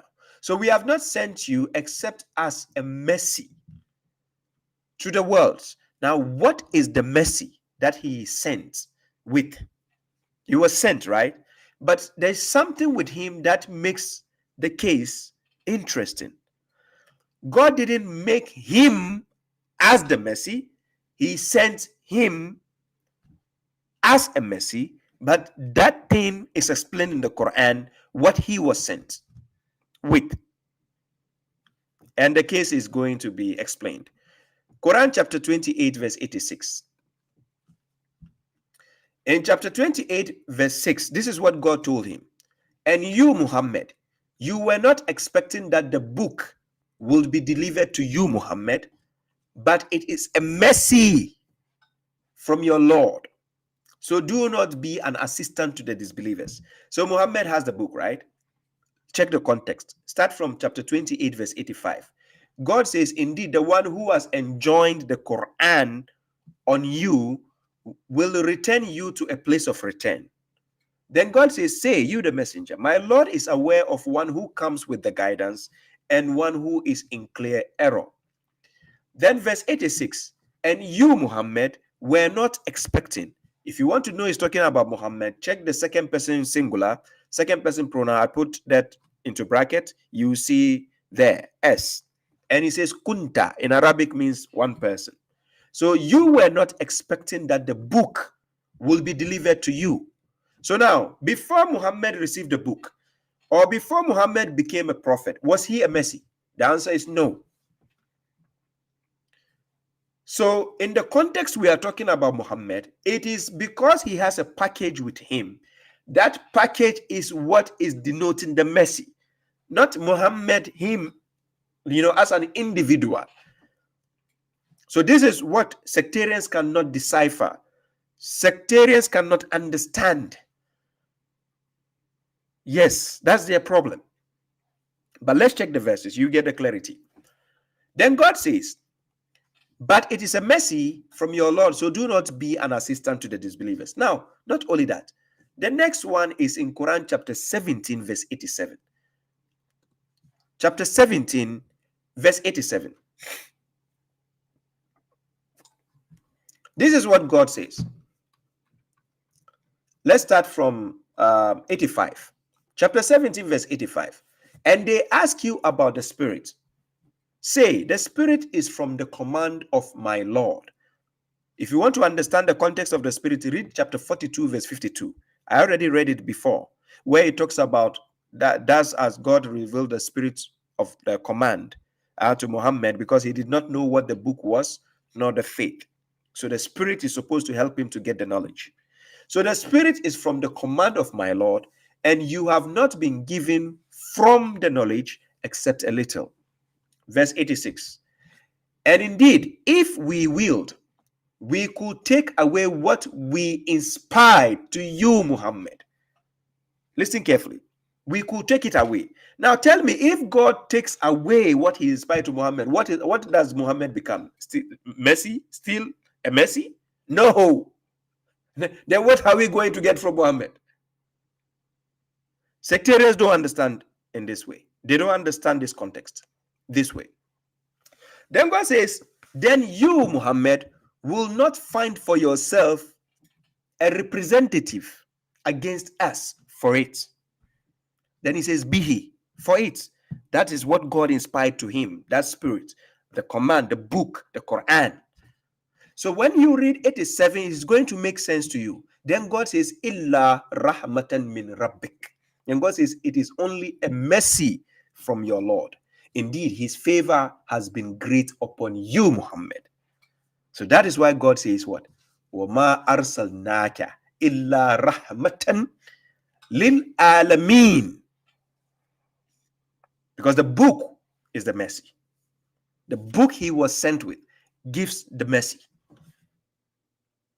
God did not send Muhammad so that you idolize him or you worship him, as the sectarians are doing today. Because they are idolizing him. They are worshiping him. Because they taught Muhammad himself.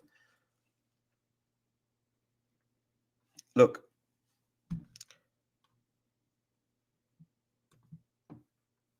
Abu Suleiman says what? Discuss about verse 107 shows Mufti brain is a brick. Excuse my... Yes, I'll play the video. We are going to see that part, right? I'll play the video. We are going to see that part. I'll go back to it, right? So you see, when you read Quran chapter 17, verse 86, right? Oh, sorry. Quran chapter 17, verse 85, 86, 87, right? Then now, I'm going to give you chapter 44, verse 6. We are going to still see the mercy. Now, chapter 44, verse 6. Before you read verse 6, you start from above. Let's start from, let's say, verse 1. Chapter 44, verse 1. I'm going to read coming down. Right? Okay, now check this. So God says, Hani. Then he says, Wal kitab al-mubin, by the clear book. Then he says, Inna anzalnahu fi laylatin mubarakah. Then he says, Inna kunna munzirin. Then he says, Fiha yufraku kullu amrin hakim. Verse 5, Amran min indina, inna kunna mursalin. Verse 6, Rahmatan min rabbik, innahu huwa sami'un alim. So now, this is what the context is saying. The context says, by the clear book, indeed, we revealed it. You see a masculine pronoun. We revealed it, that is the book, in a blessed night. Indeed, we are warning. Verse 4. Every matter therein was distinguished wisely. That is why the book is a wise book. The Quran is a wise book. Verse 5. A matter or matters from us, indeed, we were transmitting. Verse 6. As mercy from your Lord. Indeed, he is the hearer, the omniscient. So now, when a messenger has been given this mercy, book of mercy, to now go to the people, what do you expect God to say? God has to say, Wama arsalnaka. Because that is the objective. He has the mercy to come and deliver. The mercy he has to come and deliver it.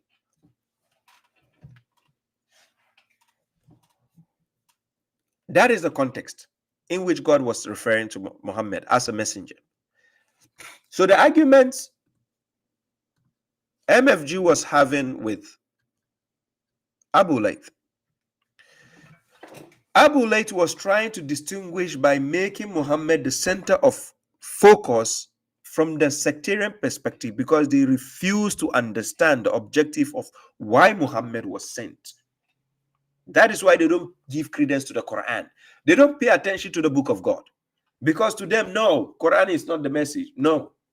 It is Muhammad. We want to worship Muhammad. Muhammad. Yes. Yes. That is their objective. So guys, pay attention. Because God is the most merciful and he bestows his mercy Nobody's upon whom he challenging wants. Allah with the Prophet. We're not, this is not like pitting against. What we're I saying understand. is, But it's yeah, the that word choice how that it's you're prophet. using, the word that you're Yeah. using. You're elevating a human being beyond what he's supposed to be elevated with. We don't have hate Allah, towards the I'm not prophet. using the words. Allah says, When Rahmatan lil Alameen. Bil Mu'minina Ra'ufur Rahim.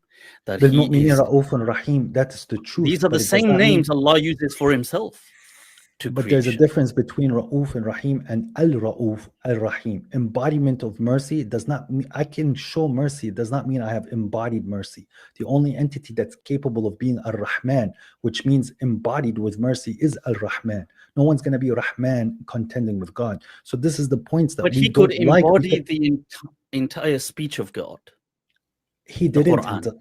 No, the Was Quran He is not? not the entire speech of God. That it's No, not the sorry. entire speech of God. No, The words So of God. yeah, I didn't. But Yeah, it's so he but could it's a embody the mentality. entire Quran. Yeah, I The correct myself. I don't mentality. mean the entire speech. Yeah, Correct. I He meant understands them. the entire Quran. He understands the mentality. The unfortunate part is the way that we learn these lessons about the messengers that God has talked about, like Aaron and Moses and Job, is the same way we learn about Prophet Muhammad. And that's the limit. Because when we start to go and try to explore other sources, thinking that this is part of the religion, we start to fall into idolatry. And this is what we keep seeing from all these individuals that want to push a certain narrative. You express that he's most beloved of all creation, but he definitely isn't. These are words that you're saying that you can't prove, and this is according to Abu Laith. When MFG just said this, it hurt his feelings. You can see from his facial expression when Muhammad said Prophet Muhammad is not the most beloved, because nowhere does it say that in the Quran that he is the most beloved of God. It doesn't say that anywhere. Yeah, sectarians give their feelings because to them Muhammad is an idol. So you hurt their feelings. So this is from the time Abu Laith got pissed. This is from this part, from the 30 minutes onwards. That is when Abu Laith got pissed. So he started doing what he did to MFG. That is from that time. So if you watch the dialogue, you find out that when it goes from the 30 minutes onwards, he started that interruption thing, stopping Muhammad, because now to him in the mind is like he's dealing with an enemy, somebody who hates the prophet. This is how they think of us, right? They think we hate the prophet, to be honest, even though we are just telling them the right, thing on how to reflect on these issues, but they think we hate the prophets. Now check. Falling into celebrity worship. That's why the Quran alone position makes sense to So you people wouldn't. that didn't grow up with this. Just to understand your case, and because I don't want to straw man it. You see, are you saying that some people are not more beloved to Allah than others? Some people are more beloved, but we can't say the most beloved. That's not something that we can say. The word most, that means now you are. If some are beloved, more beloved than others, then along this spectrum, there must be somebody who's at the top of the spectrum, or some people at the top of the spectrum. Because if you say some are, yeah. Perfect. So why isn't Abraham better than Muhammad? Sorry, why isn't he better? Because no, why is he not more beloved? Look, Allah says, "Tilka rusul faddalna ba'dahum ala ba'd." That we favored some and chose some. God says we favored them over others. He didn't say we love them over others. We love them more over. The sectarians, when they were making an argument and making a case, is just ridiculous, right? But I guess now we are getting on their nerves. We are there, finally. We are at the door front, right? We are at their door front. So now they don't have a choice. They will start confronting us face to face. They don't have a choice. I'm telling you, sectarians will have no choice. They will confront us face to face. And that is game over. When you confront the correctional officer, that's game over for you. Some above others. Correct. Now, Ibrahim alayhi salam Ibrahim alayhi salam. Now, Ibrahim is incredibly beloved. Exactly. And so you're saying the word most beloved. What is the laqab of our prophet in the Quran? What is the laqab of? If you're going to go by the Quran, it's rahmatan lil alameen. Yeah, well, God Is sending he? a messenger Is anybody rahmatan lil alameen, not just lil dunya, lil Yes, alameen? Who? God lil alameen, to the people, because the blessed No, prophet I don't being mean sent God. is Obviously, Allah is Allah. no. Nobody's comparing the Prophet to Allah. I've already clarified that part, right? Let's put that aside. But let me go to the part and the last part where it was more annoying, right? That's not what it means. How would you understand this verse then? It's you literally explain what the verse is saying. لا No, تحسبن but the الذين verse actually says, yeah, that you Yes, would be punished. it's not. It's telling you the things so that you would repent from. So it's like No, it doesn't. No, it doesn't. It says, لا تحسبن الذين يفرحون بما أتوا, right? ويحبون أن يحمدوا بما لم يفعلوا فلا تحسبنهم بمفازة من العذاب, right? ولهم عذاب أليم. It doesn't say anything about repenting. God is telling you that the Quran is shifa. It's healing to what It is doesn't say inside. that in there. It doesn't say that in there. I'm telling you to the quoting actual verse. another verse. So let me No, let's talk about this one. Let's what does finish this verse the point. Yes. So God is saying, وَلَا تَحَسَبْنَ الَّذِينَ يَفْرَحُوا بِمَا أُوتُوا وَيُحِبُّ أَن يُحْمَدُوا بِمَا لَمْ يَفْعَلُوا فَلَا تَحَسَبَهُم بِمَفَازَةٍ مِنَ الْعَذَابِ. So the individuals that are happy and exulting with what they have, and they are wanting to be praised, these individuals have adabun alim. Okay, so God is telling you is that a sin to love being praised? So God is telling you about those individuals that have these characteristics, and a believer should not have these. But it doesn't say that there. It doesn't say that in the verse. I'm telling you the implications of the verse. So it's very clear. Explicit reading, right? هو الذي أنزل الكتاب آيات محكمات ثم فصله. So هو الذي أنزل الكتاب. God has brought down the book with clear verses, and then he has detailed them, explained them. He's explaining the verses. So here God is telling you about those الذين يفرحون بما أوتوا, and God is telling you about يا بني لا تفرح إن الله لا يحب الفرحين. So and then the same thing about this verse, one minute. Yo, bro, let me actually explain the point before trying to get it.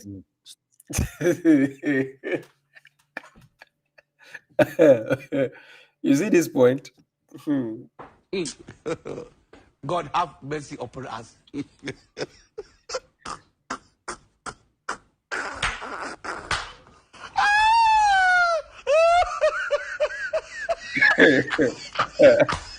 See,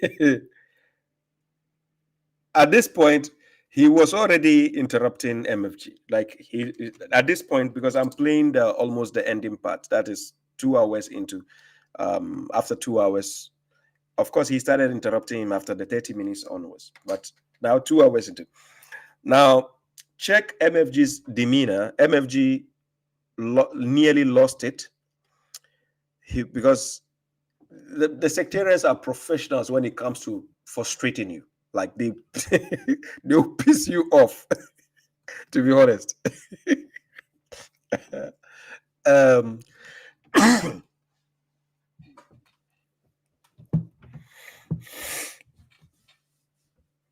Yes, exactly. Favor does not necessarily mean they love you more. You know, it has happened in many scenarios. I give an example. I've seen, you know, I don't know if my kids will grow up and watch this video, but you know, it can change. I have my kids. I have 2 kids, but I cannot lie for a fact that I love my daughter more than my son, right? But sometimes I favor my son more than my daughter. To be honest, I favor him because I feel like he's younger, and I'll favor him with something more than my daughter. But the loving part, you can love all your kids, right? But there's always that soft spot you have for one kid, or you know, if you have multiple kids, you have one soft spot for one special kid. This is the design. You saw the example with Jacob, right? Quran chapter 12. When you read chapter 12 downwards, you will see Jacob showing that love to Joseph. It doesn't mean the father doesn't like or doesn't love the other kids, but the point is, you will always have that soft spot for that one kid, that special kid, right? So, but sometimes I do favor my son over my daughter based on the scenario or situation. The favor does not necessitate that I love him more than her. No. And sometimes when they fight, I will support the younger one against her. It doesn't still mean I love him more than her. So sometimes people don't know how to understand these issues, right? Yeah. Guys, let me explain this, right? Sometimes when people love you more, they annoy you, they irritate you, right? When we were kids, when somebody loves you, right, they are the ones who annoy you the most. They irritate you, they frustrate you the most when they love you. This is how, growing up as kids, this is how kids, young ones, express their love. So for people, for women who have boys as kids, let's take your favorite kid, your boy. Do you see how your boy stresses you out, disturbs you a lot? Because he loves you. So he will be disturbing you, pulling your hair. Mommy, this. Mommy, I need ice cream. Mommy, like all these things is part of the love, right? They love you very much. This is how they express their love. And sisters, kids do to each other. Sisters, like my son does that a lot to my daughter. He punch her, he do some things to her, but he loves her, right? Sometimes I'll sit him down, ask, "Do you love her?" He says, "I love her." And I'm like, "Why are you disturbing her?" He says, "Because I want to. I want." He frustrates his sister. He doesn't know why he does that. Then I ask him, "Is it because you love her?" He said, "Yeah." So giving somebody a favor, doing a favor to somebody does not necessitate that you love the person more. So sectarians, I don't know how their brain works, right? Thank you. So here, there are many examples in the Quran in regards to who God is talking about. You have the concept of Qarun, where Qarun, which he was from the part of people of Moses, and they said the same words to him, La tafrah.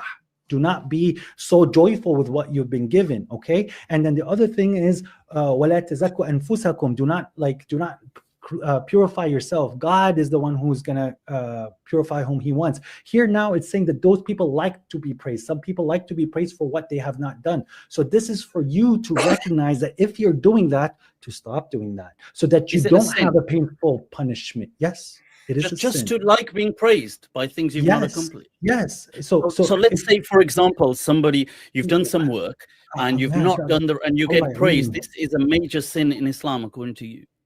Where is the word major coming in? It's still a sin. You will have for the people. Punishment. Okay, so God, I don't like to be praised. I don't love to be praised for things that I have done. I get scared. But this is what the Quran is. The Quran is telling you verses to scare you, so that when you're scared, you go and get closer to the remembrance of God, and then you know the things that God does not like, so you start to avoid it. So now I don't like being praised for things that I have done, and I don't get extremely happy. Guys, if you have watched the dialogue from the beginning, you saw how it started gently, right? And then it's escalated to something else, right? Abu made it seem like just an interrogation and trying to frustrate, it's just the sectarians are just something else. To be honest, I'll tell you emphatically. They are just something else. Their logic and the way they act, But yeah, let me finish the video. I played the last part of the video. Call upon your Lord. You call upon your Lord. You said a moment ago, what is the definition of salah? A moment ago, and you said it was dua. Yes, you're calling out. So in iqamat as-salah, when you're doing iqamat as-salah, your 5 salawats, those are not salah. Yes, but exactly. Now you're attributing a lie once again. So 1 minute, I'm not attributing a lie. I'm not attributing. When the conversation got there, he wasn't supposed to use words like "you are lying," "you are this." You see, when you agree to have a respectful conversation, there are certain words you are not supposed to use to the person. I give an example.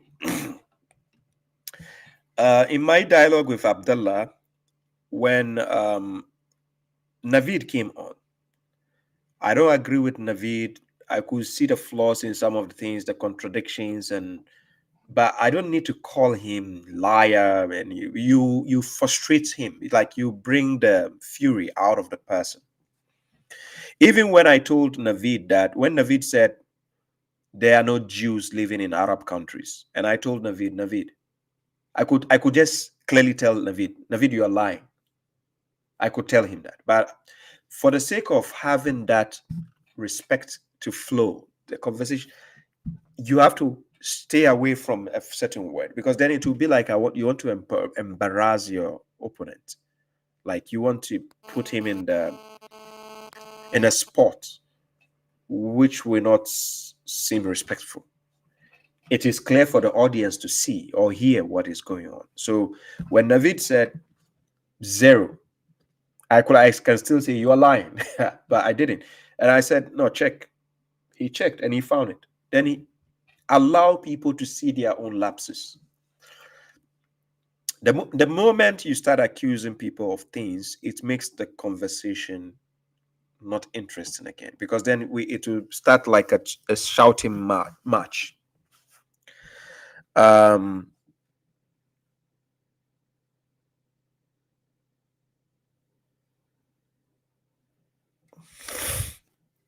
Henry says, are the arguments of Abu Layth completely wrong on the issue of Muhammad being favored among others? I already spoke about that right now. I said you having a favor does not necessitate you are better than everybody, or you having a favor doesn't mean God loves you over everybody. Understand this. I just spoke about that. The favor does not necessitate that you are better than everybody. Okay, God favored the children of Israel. Does it mean the children of Israel are better than everybody?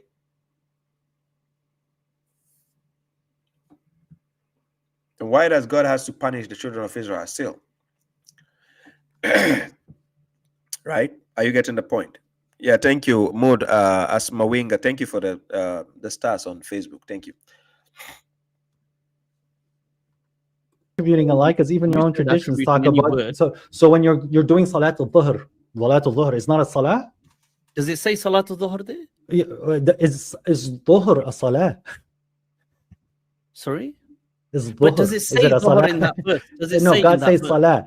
So God's saying the set of it Salah. doesn't say Dhuhr. So you're asking, look, you're changing the is question. A Salah. Is Salat al-Dhuhr a Salah? Is the prayer, is not the noon prayer, about the Salawatul Khams. Look, it's talking about Salah. It's talking about all Salahs. You don't need it's to talking agree. about all Salahs. Look, it's Muhammad, talking about you all said Salahs. I was not answering the question. I answered it because I don't want you to feel that I didn't answer. And I said I was going to answer it. You said, look, what is this verse speaking about? This verse is speaking about crying out to Allah. Now, you said, no, you so the feel word Salah this doesn't mean...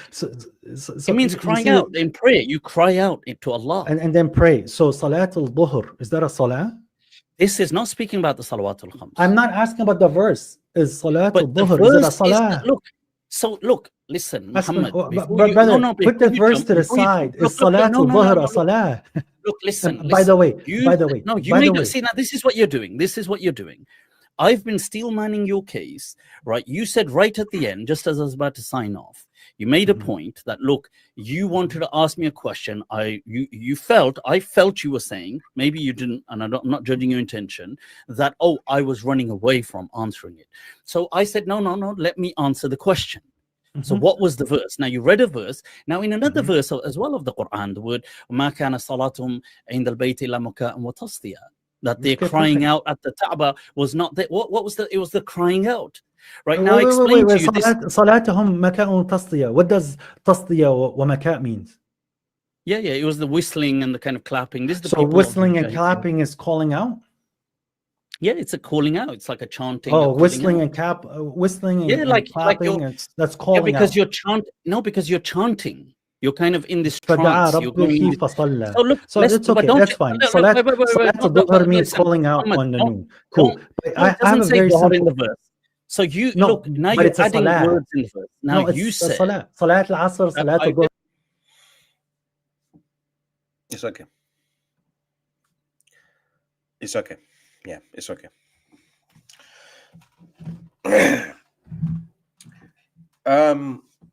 You see, the sectarians,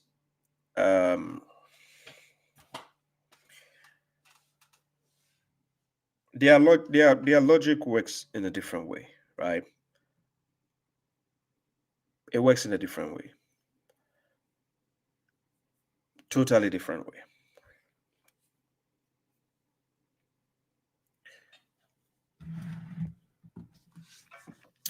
I have this video of a sister that my attention was brought to some of the things, but I was thinking if I should tackle that in my next live stream, because if I have to tackle that now, it will take a lot of time, right?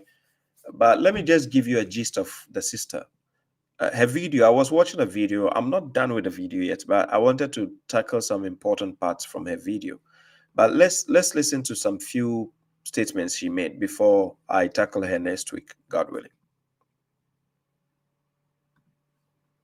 I grew up believing that the Quran was perfectly preserved. I was told that it was word for word preserved, letter for letter, all the other scriptures were corrupted, but God promised that he would preserve the Quran. I went on to college, and there I learned there are variant readings that are all canonical, and I, again, assumed that, oh, it's just minor variations here and there that barely really change the meaning, which is somewhat true. So it didn't really completely shake my faith, but it did give me a little bit of pause. But I honestly didn't think too much about it because I didn't spend too much time looking into it. I just assumed, nothing could really compare to the contradictions or the issues in other religions' scriptures, which is dumb because irrespective of what other religions' scriptures have, I should still just take a look at the one that I believe in. Because even if all the others are wrong or are faulty, perhaps mine is also faulty, it's still worth looking into. I wasn't really challenged beyond that, and so I never really looked into it. But this time around, looking into Islam again, I realized that there were a lot of issues. And all of these issues are clearly laid out and detailed in the Islamic sources themselves. So I put together this video because I've gotten a lot of comments that say, oh, the Quran is perfectly preserved. How could you not believe in it? There's a ton of comparisons to the Bible, which I'm not going to get into now. We'll save that for another time. But I just want to speak to the Muslims who are going to watch this. Just take a moment, calm down, take a deep breath. Irrespective of what you believe about the Bible, let's just look at the Quran, because its veracity and its authenticity should not depend on whether another book is more or less authentic. Especially if the Quran is claiming to be the direct, unaltered, eternal word of God. That's a huge claim. It's a much bigger claim than the Bible is making. So if there are serious issues here, it's a much bigger deal than for the Bible, which does not make that claim. So on its own, does the Quran hold up? Okay? So the first big issue. So you clearly had issues of how she got the build up to that issue, and most of the things she gave reference to was the hadith books. So based on what the hadith is being saying about the Quran is what she used basically for this issue, for this argument.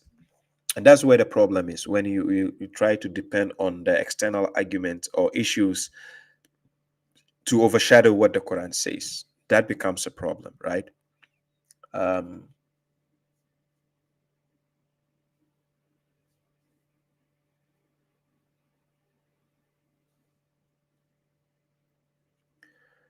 Henry Seva, you can call on my program. You can call and then you state your point. You make your case clear so people can hear you or see what you have to offer. I put in the comment section, that is the link. That is the link. You can join us as guests. That is the link. And also, I don't know, is it shareable on Facebook?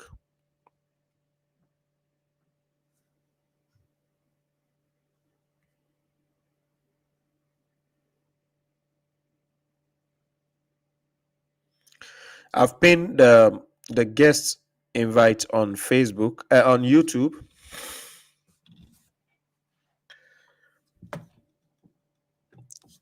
Let me share it on Facebook and see.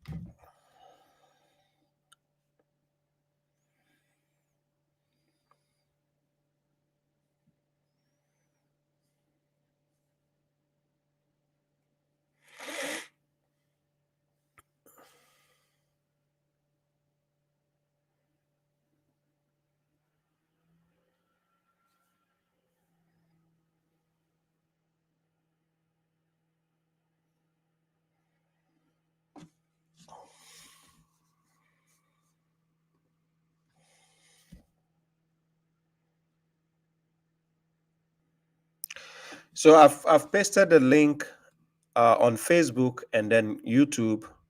On TikTok, I don't know. Can I put it on TikTok?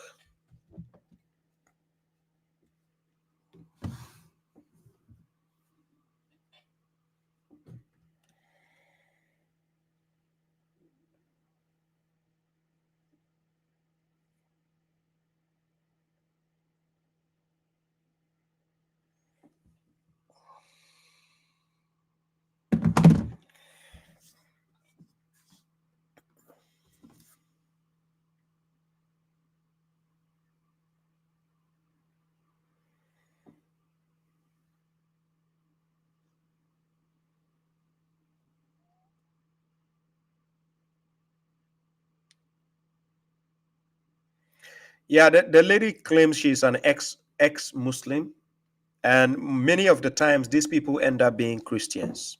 When people say they are ex-Muslims, and if you find out what made them become ex, is usually the hadith books. Usually, right? Usually that's how they end up. But let me see this.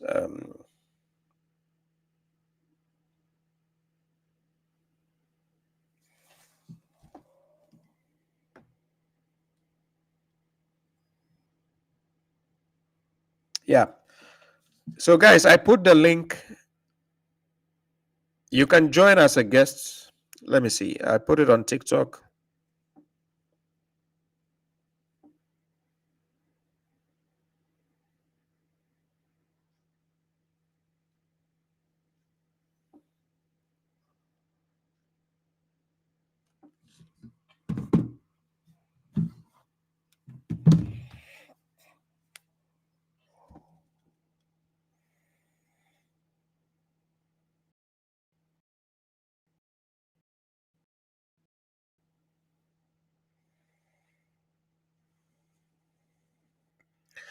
Yeah, the mods, if you can actually pin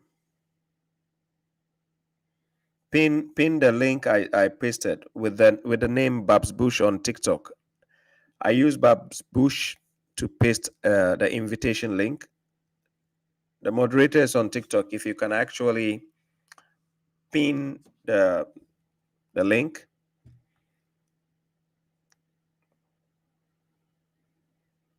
Yeah, they don't usually call themselves ex-Christians. They call themselves ex-Muslims.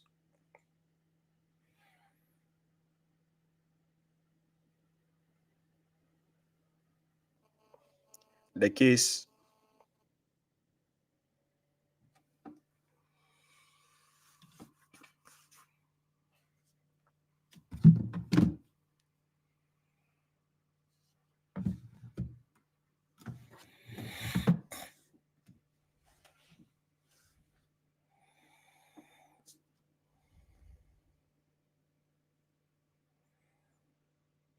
Yeah. Okay. Let's do this.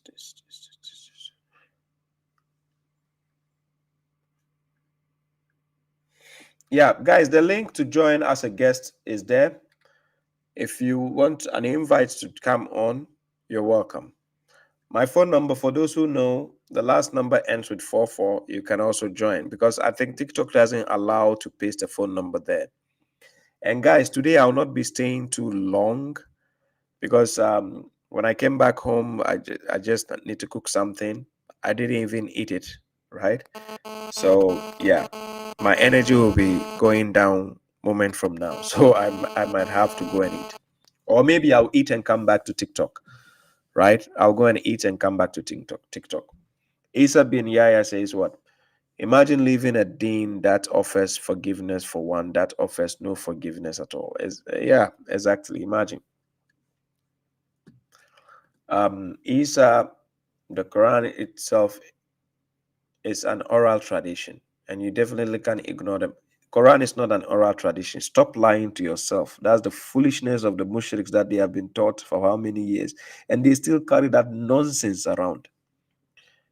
Quran is not an oral tradition. Stop that foolishness. The Quran was written at the time of the Prophet, right? It was written. It was there.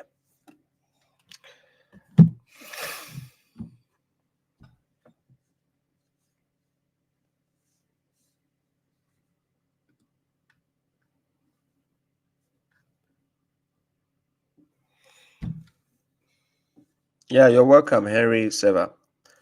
Yeah, so the sister I put on, I'll be doing a program on her next week, God willing. I'll be tackling some of the points she spoke about because she had some interesting points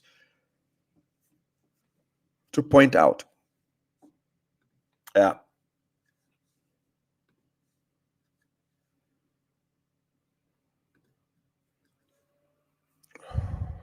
Someone being given as mercy doesn't make them the best prophet. Someone could be given to that best shows of intelligence.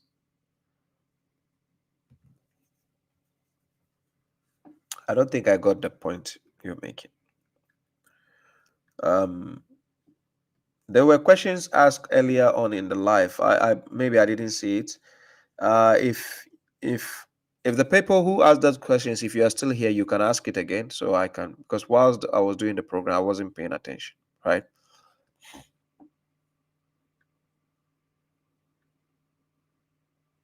Let me see.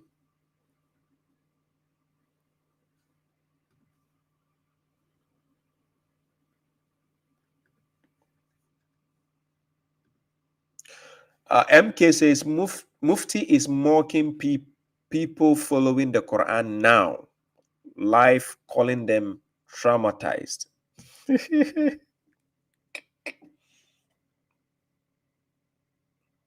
Okay. Okay. By the way, Farid response video came to my attention. Right. I think I might do a reaction on it also. Yes, Farid response was talking about. I think Quran alone, we are becoming a knapsack for these guys, right? We are becoming a huge knapsack for them. So they're struggling to deal with us, you know. Yeah.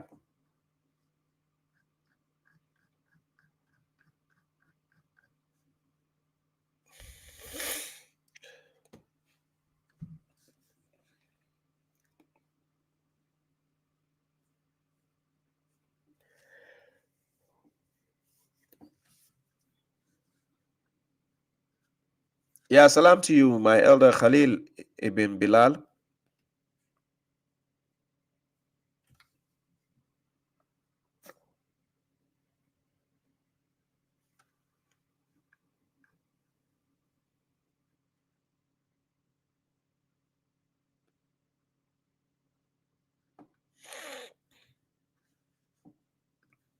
Henry says, what does that mean to be favored? And where did the sectarians gone wrong with this concept? Oh no, nobody has an issue with the favor. Favor, yes, you can be favored, but it doesn't necessitate that God loves you more. That's what the point we are talking about. Or it doesn't necessitate that you are the best of creation. Okay, I can give an example. The children of Israel were favored in the Quran, right? It says God had favored them. But does it mean they are better than everybody? If you say yes, then there's a problem, because that means they are better, including better than Prophet Muhammad also. If because they have been favored. The moment you say yes, that means they are better than Prophet Muhammad also, because God favored them over all the people in the world. You see? That's incoherent. This is incoherent. Yeah.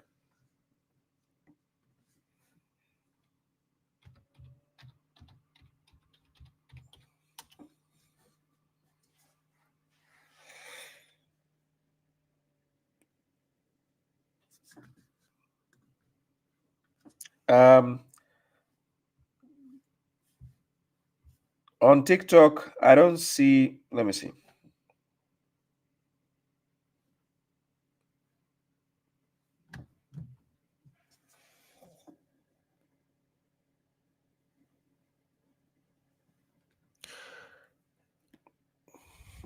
Yeah, guys, anybody has the correctional officer number, you can put it down there on the page. You can put it down there in the comment section. I know TikTok doesn't allow that, but let's see what can happen with this.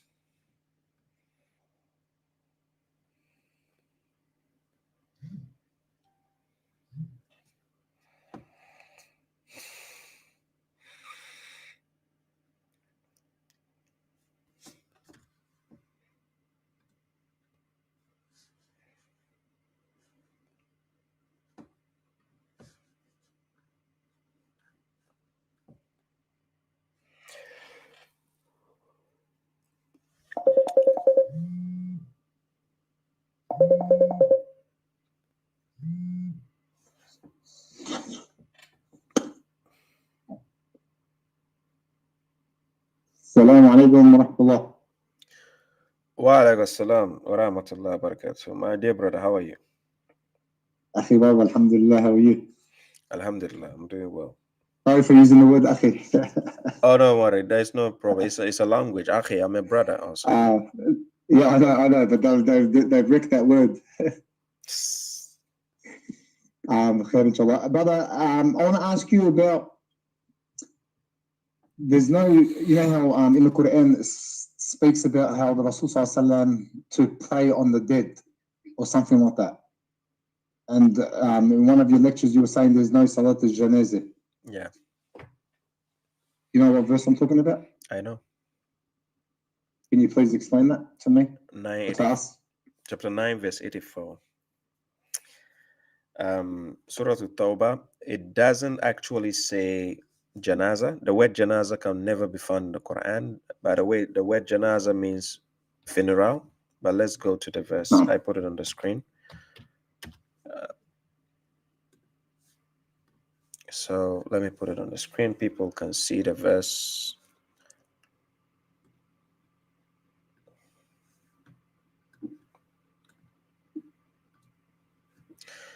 Yeah, so this is the verse on the screen, right?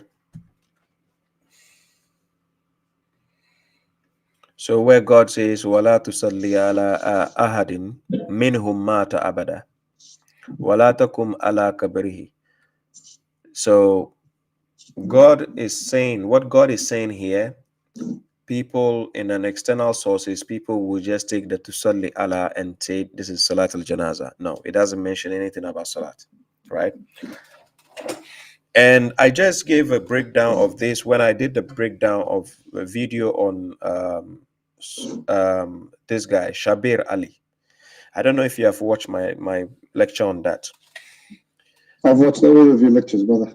Okay. Every single one. So I was going consistently with the conjugational aspect of the word salli ala, salli ala. It has nothing to do with salat. Just because a word has similar forms with another word doesn't necessitate that's the only meaning. And by the way, in Arabic, one word doesn't only have one meaning, right? So a word can be decided based on the context being spoken about. The context being spoken about. So throughout the Quran, we saw all the Salli Allah being used in the Quran is for people who are alive, not dead. No. Throughout the Quran. Now, the question mark which comes now is this verse. And somebody will say, why the word to Salli Allah? But then we have the same word mata in this verse. Is it not dead? Is it not talking about death? The person is dead. The person is dead. Okay. Now, what people fail to understand most of the times concerning how the grammatical instance of the Quran works is people usually understand the Quran from the lenses of external sources which influence the understanding of the Quran, right? If you read with me, brother, sorry. Yeah. I was reading the verse and then I understood it. And then that's why I'm asking the question. So I didn't have any external sources, just my Arabic understanding. Based on my Arabic understanding, I was led to believe that how could the Prophet can't be Salah? I know Salah's got different meanings. Yeah. But in this case, how could he be talking to the dead? He wasn't. You know, because we know he doesn't talk to the dead. Like, as in if it was to talk, if Salah meant to talk, it definitely doesn't mean that here. And I wasn't relying on any external sources, just on my basic knowledge of Arabic. Okay, thank you. But let's check. Let's start from chapter 9, verse 80. I'm going to show you why it has nothing to do with prayer. Right? It can never be about prayer. What did God tell him in chapter 9, verse 80? Where he says, Istaghfir lahum, aw la tastaghfir lahum. Then God says, In tastaghfir lahum, saba'ina maratan, falan yaghfir Allahu lahum. So now tell me, why would the same prophet again go and do something? They say he's praying. No. Was that about Ibrahim alayhi salam? No, this context is talking about Prophet Muhammad. That's why I gave you chapter 9, verse 80. Okay, yep. So when you read the context coming down, then you go to up to 84. So this is what God says. Then he said, in this context, well, let's start from 80. This is what he said. So in 80, then he said, whether you seek forgiveness for them, that is the hypocrites and disbelievers, whether you seek for them or you do not seek forgiveness for them, even if you seek forgiveness for them 70 times, that God will never forgive them. That is because they disbelieved in God and his messenger. But God does not guide the immoral people. Verse 81, those left behind rejoiced in their sitting back behind the messenger of God, and hated to strive with their wealth and their souls in the way of God, and said, do not hasten in the heat. Say, the fire of hell is worse in heat, if only they could comprehend. Verse 82, so let them laugh a little, and let them cry a lot as requital for what they used to earn. Verse 83, and if God should return you to a faction of them, and they request for your authorization to go out, then say, you will never ever go out with me, and you will never fight an enemy with me. Indeed, you were satisfied with sitting back the first time, so sit back with those who stay behind. And then the God says, and do not ever reach out to anyone. Now, if you check my translation, the word martyr here, I put the word dying. No. Then I underline it because there's a deep study on that. I have one video where I was given a breakdown on the study on this matter here. Now, anyone dying among them, nor shall you stand, because the person has to die before he goes to the qabr, right? So, nor shall you stand over his grave. Indeed, they disbelieved in God and his messenger and died. Then I underline died again, while they were immoral. Now, so before we translate this verse, the same chapter 9, verse 103, we will come back to 84. This is what God says.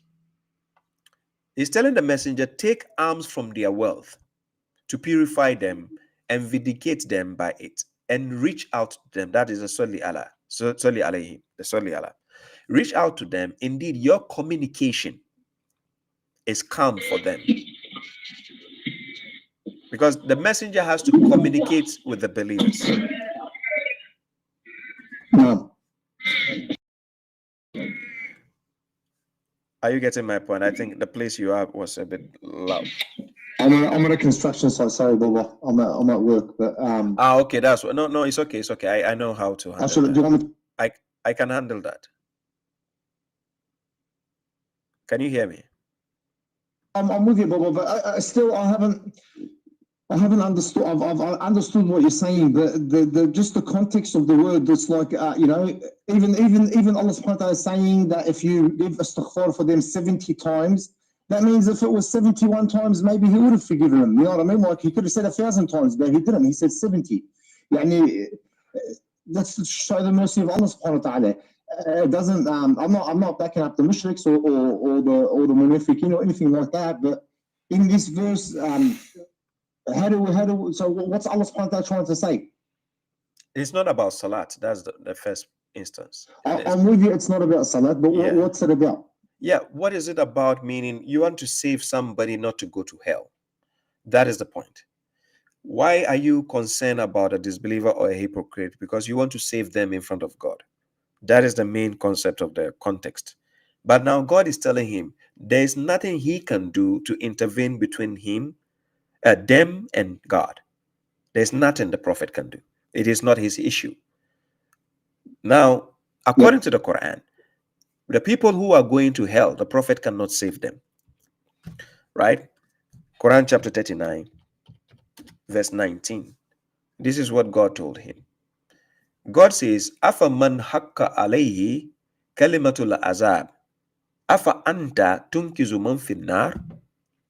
So is he one on whom the word of the punishment has been imposed? So can you rescue one who will be in the hellfire? That's a question God asked him. Is that a verse in the Quran?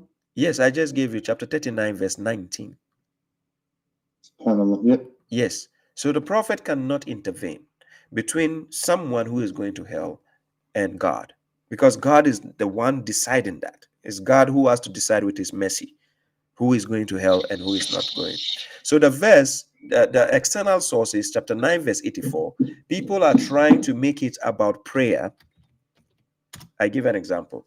And if it is, even if they should say it's about prayer, the prayer should only be for believers. But it's not even about prayer, because the word doesn't necessitate that it boils down to prayer in that context. Right? So now, when God says, and do not ever reach out to them, right? Do not ever reach out to anyone. Then I translated die in, because there's a deep study, like I said, why I chose the word martyr, not in the sense of the person has died already, but the person is dying, right? Because the person is in the process. That's why you reach out to communicate with the person, because you want to say something. That is why today we have people saying when somebody is dying, go and tell them to say Ashhadu an la ilaha illallah. Get them to say Shahada, then they will be saved. No, they are not going to be saved still. Right? So even if you go to the person, try to communicate, it will not save. It will not do anything. It's not going to intervene between the person and God. No.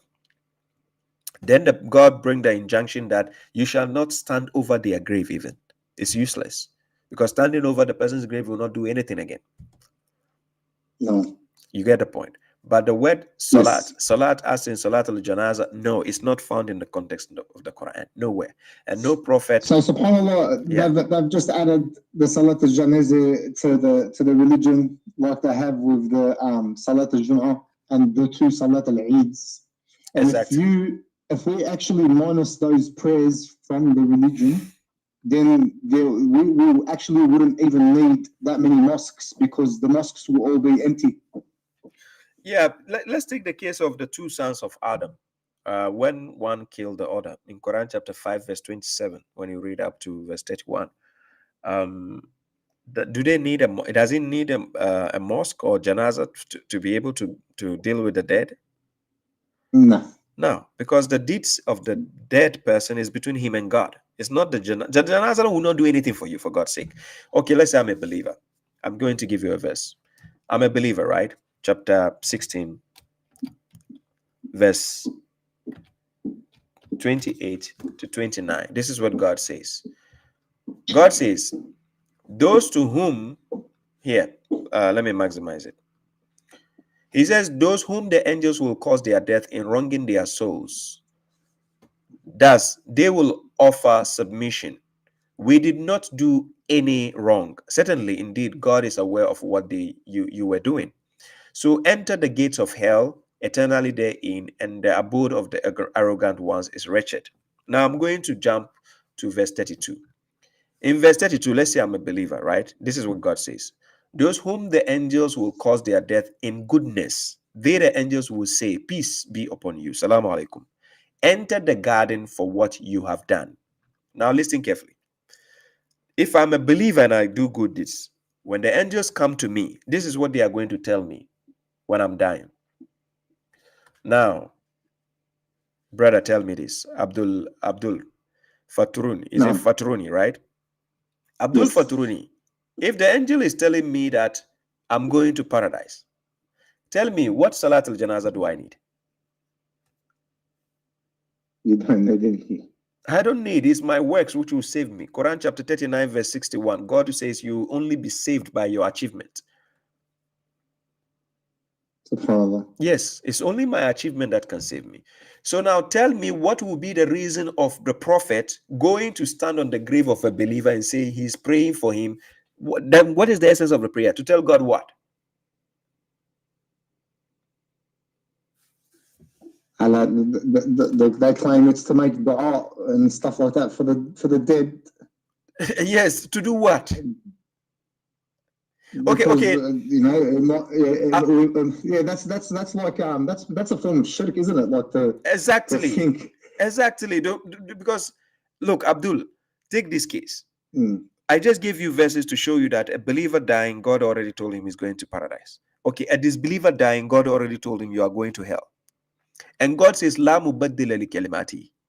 So now, if he already told you are going to hell, even if you do janaza, what is the janaza going to do? Nothing at all. That's actually a form of intercession in this life. There's no difference than going to a wali and asking him to ask God to protect this person. Thank you. There's no difference at all now. Now that you put it out like that, there's actually no difference than stone worshipping. Thank you. That's the point. So whatever they are doing for the dead is futile, and it will not make sense to say the prophet did that, because according to the hadith used, the prophet himself, up to date, they cannot prove to us if any janazah was done on him. No evidence. But when I was a Sunni, I used to wash the dead, and we used to do the istinja on the dead.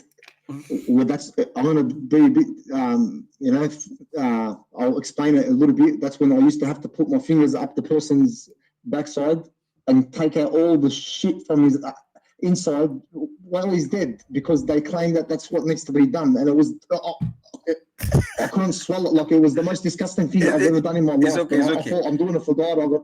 Abdul, it's okay. I'll be eating later. Please don't go there. No problem, man. Yeah, I thought, I'm a soldier of God. I'm gonna do it for God, but all those bloody for nothing, man. Anyway, alhamdulillah. Yeah, but this is what sectarianism has limited us to, because we cannot reason. We just follow what the scholars say, just like that. Nobody has the audacity to question them. And Baba Shoaib, I'm willing to question scholars on a bigger platform. I'll question them. They contradict the words of God clearly, and that is why certain translations don't fit. If you're translating 984 to mean Salah, it will contradict the words of God. Because that's why I told you, Salli Allah in the Quran was only used for people who are alive, nowhere dead. Then if you go to 984 to translate it as it is because of the word mata, and to say it is dead, there's a problem. Because in Arabic, they don't have what we call present continuous. So they normally use masdar for it. Or they will use what we call, for instance, there's this word where a doer of a verb. The doer of a verb is just like when you have, for instance, how will I give the example? Let's use the word fa'il. Fa'il is the one who is doing the action of the fi'il, right? So this fa'il, so let's have somebody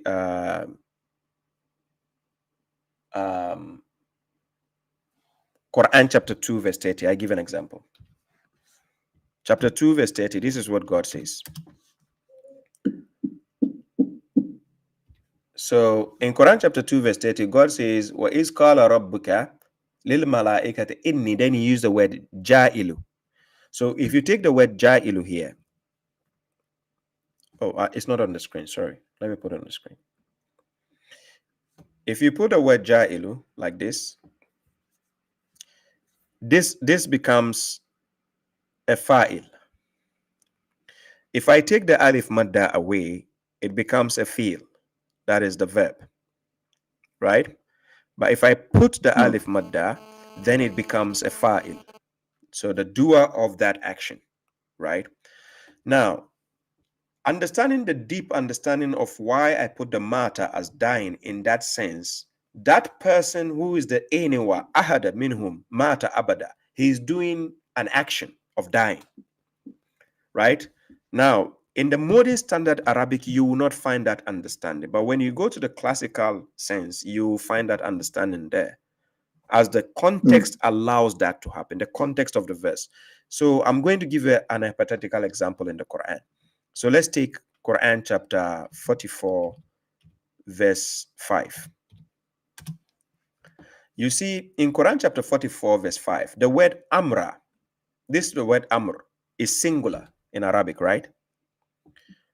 No. But if I say umur, it's plural. But in this context, I can translate it as umur or amra, and it will still make sense.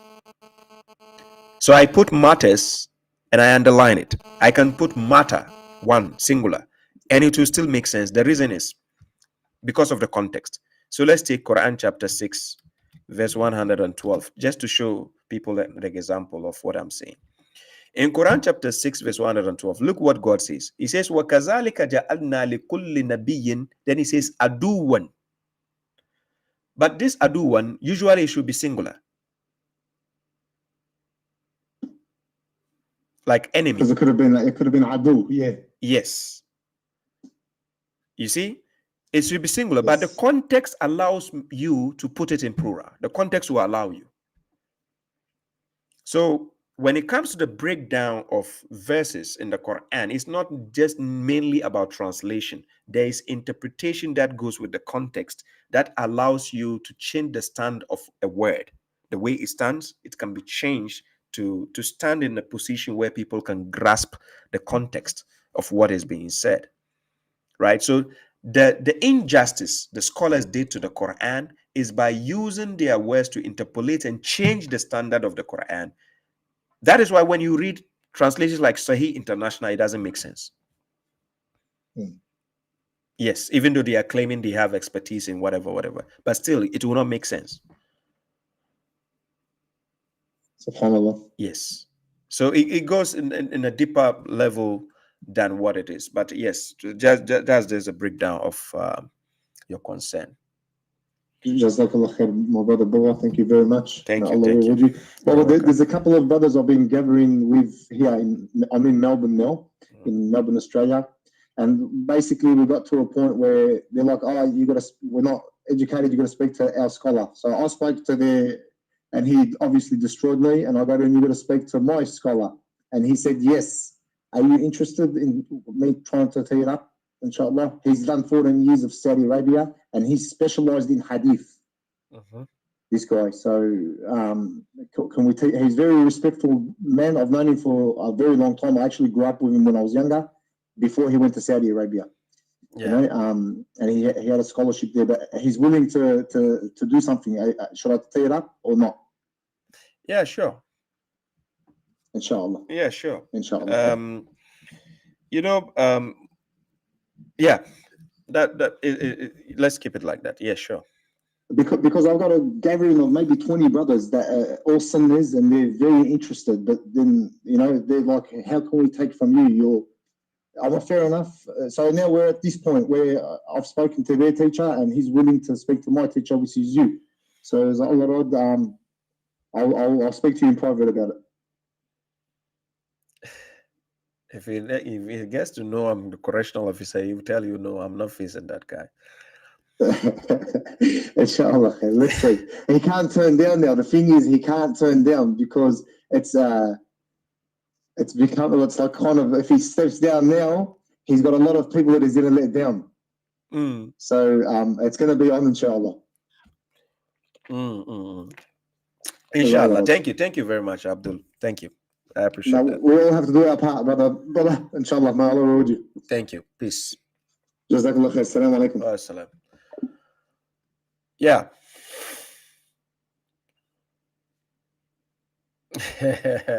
JS says, "Just say my friend wants to debate you." Keep it at that. Yes, he should say it like that, because the moment he goes to say my teacher or my this, and the guy gets to watch one of my video, he run away. There's no way he's coming. This is how the sectarians have been programmed, right? Yeah. They run like donkeys fleeing from the lion.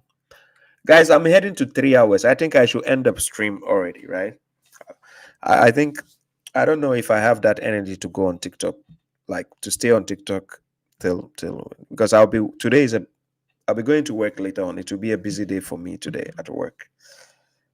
So maybe it's better I end the stream. Yeah. Oh, Helal Ahmed asked me a question. It escaped me. I'm sorry.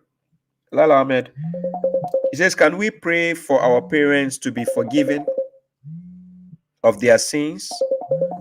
No, that verse is not about their sins. Rabbi arhamuhuma kama rabbayani sagira. It's about having mercy, not sins, right?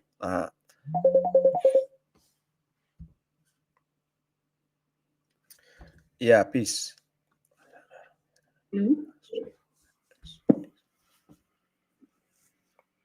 Can you hear me? Hello? Peace to you, sis. Yes, hello. I can hear you. Can you hear me? Yeah, bro. No, don't watch the stream. If you're watching the stream, mute it, then talk to me. Don't watch it because there's a delay. Yeah. Oh, okay. So let me call back. Okay. Safura, you just called. Don't watch the stream. If you're watching the stream and you're talking to me, you'll be confused. So mute. Well, if you're watching the stream, mute it, because it will be a delay from your side, right? So just talk to me, then it will appear on the stream, right?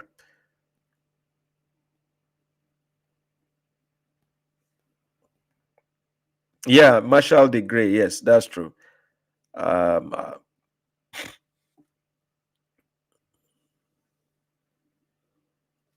Yes, you are welcome, Henry Seva. You're welcome.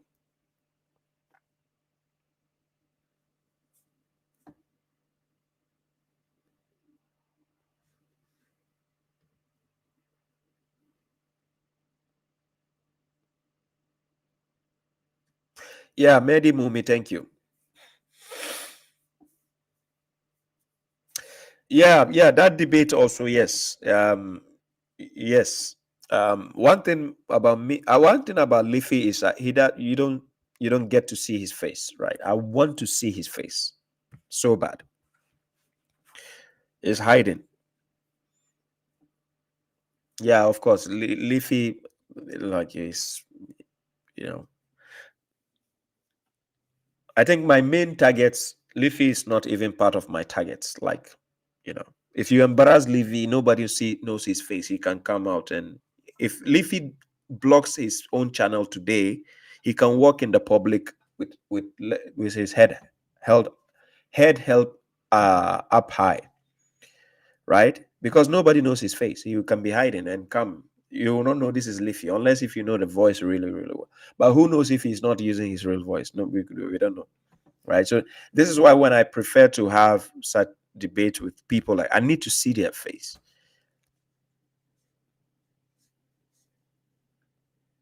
Yeah. Anyways, thank you, Abu Suleiman, for the super chat. Thank you for the gifts. Thank you. God bless.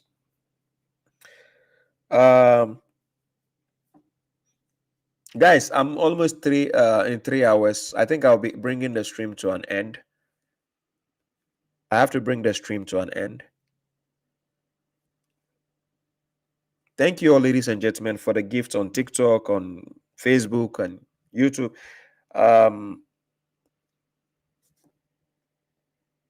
Helal Ahmed, I don't know, did I answer your question? I don't know if I've answered your question, Helal Ahmed. Sadiq Ali says, can you kindly recite for us 57:27? Yes, I put it on the screen. 57:27. Sadiq Ali, I just saw your comments. How are you doing, bro? Israel says, I'm watching from YouTube, new converts. Oh, I see you are the new convert there. Yeah, Israel, thank you. Yeah, thank you. Debt Rebel 838. Thank you. Right? Hello. Yeah, hello, my sister. How are you? Fine, thank you. How are you doing? Yeah, I'm doing well. Salam. I don't know what your stream is today. I think a video this afternoon. I don't know what it was. Whose video? I don't know whether you about Tommy Robinson or what. Safura, are you using a microphone? Are you using something? Are you using headset or something? Your voice is sounding like you are in the water.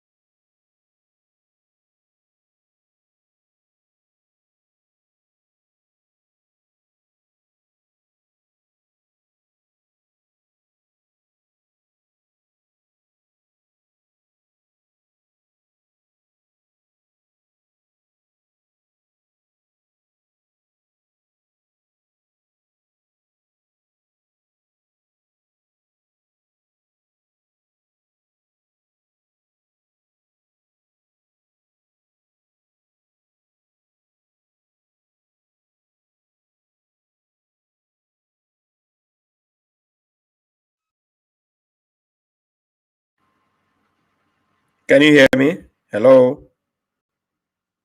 Hello?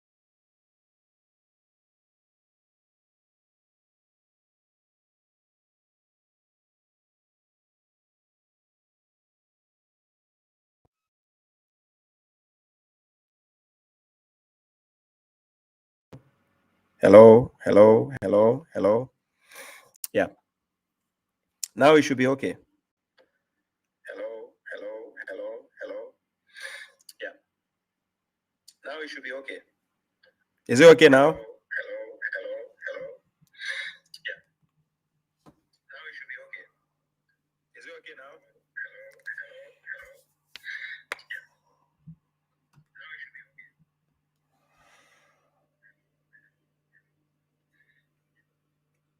Bernard is asking if I'm from, where am I from? I'm from Ghana, Bernard. I'm from the country the second Noah is building the ark. Yeah, he's building the ark. I don't know he's building the ark for people in Accra or people in Kumasi or people where. I don't know. If he says the world is going to face the same thing that happened before, and he's building the ark only in Ghana, then what of people in USA and other places? Where are they going? They have to buy a ticket and go to Ghana. Anyways, guys, thank you very much. I'm getting exhausted. I need to eat. I'm hungry. I came back from work. I actually, yes, I think the reason why I started the live stream today late today because I was cooking. I had to finish some things. Right, food is very important. To food is very, very, very important.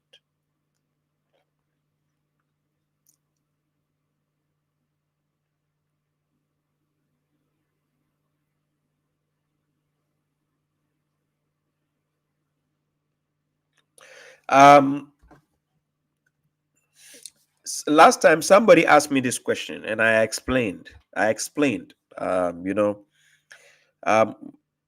When you are taking the understanding of a word, don't limit it. Like if you're counting alphabets, take the understanding from the Greek perspective. The alpha and omega, alpha means A, omega means Z, the first and last. So alphabet, when you are counting, A is the first letter. Now before A, no letter comes before A.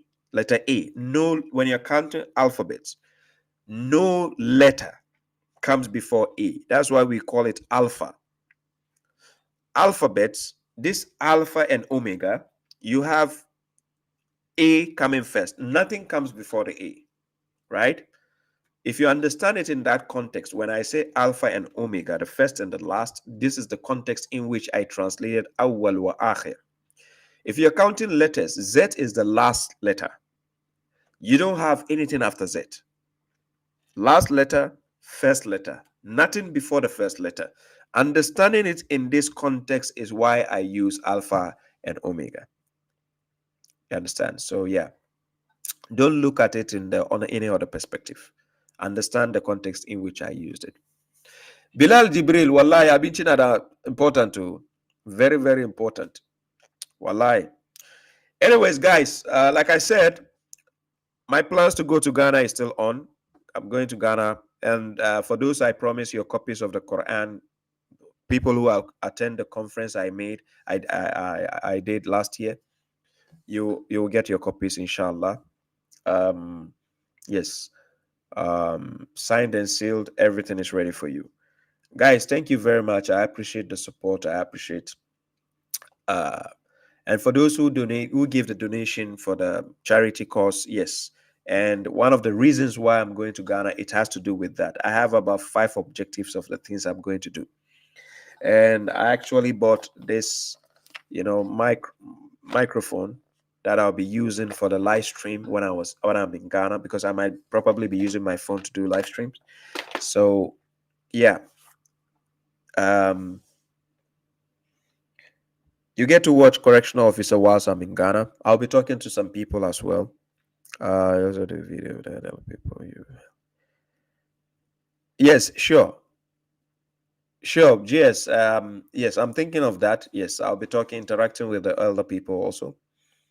I'll be interacting with people in general, like people who also watch my videos, what impact or what do they have to say concerning how my videos are liberating their thoughts from mental slavery and so on, right? Yes, thank you very much, Omar Satao. Thank you. Yes, so yeah. Prince Girma says, how can I get a copy of the Great Quran? Kindly, I don't know, Prince Girma, where are you based? Are you in Ghana? Are you in Ghana?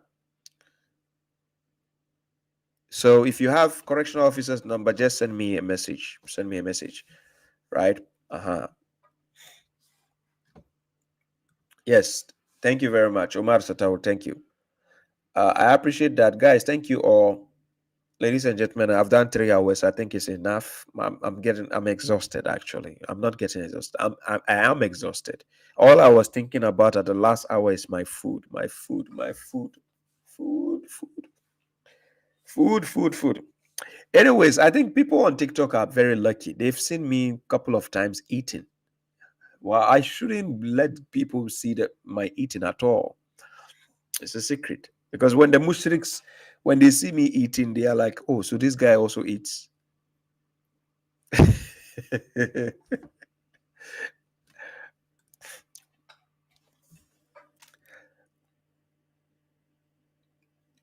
Prince Girma says, I'm in the US. For now, let me give this issue. For now, postage to USA is having issues. Postages to USA, there are issues pertaining that. We are struggling to find a way in between, right? So please, if you're based in the US, you want to order the hard copy, hold on first, because I'm clearing ways with FedEx and FedEx, right? With FedEx and the other shipping channels, just to find a way to see how I can get the copies to USA, right? So please hold it now. If you're based in the USA, don't order yet. Don't order the hard copy yet, right? What happened again? No, my voice is still here. My voice is still here.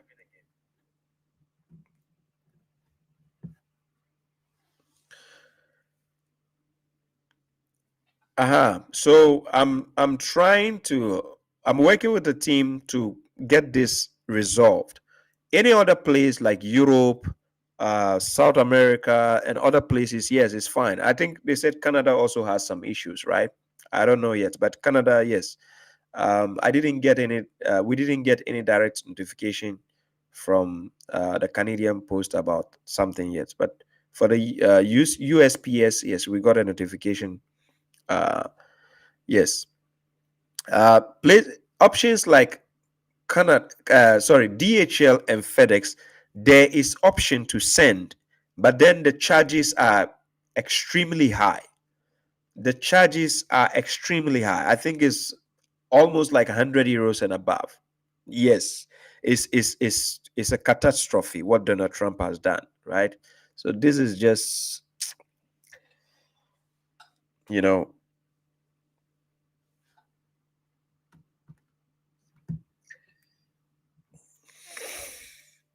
yeah, but inshallah we find a way out what needs to be done.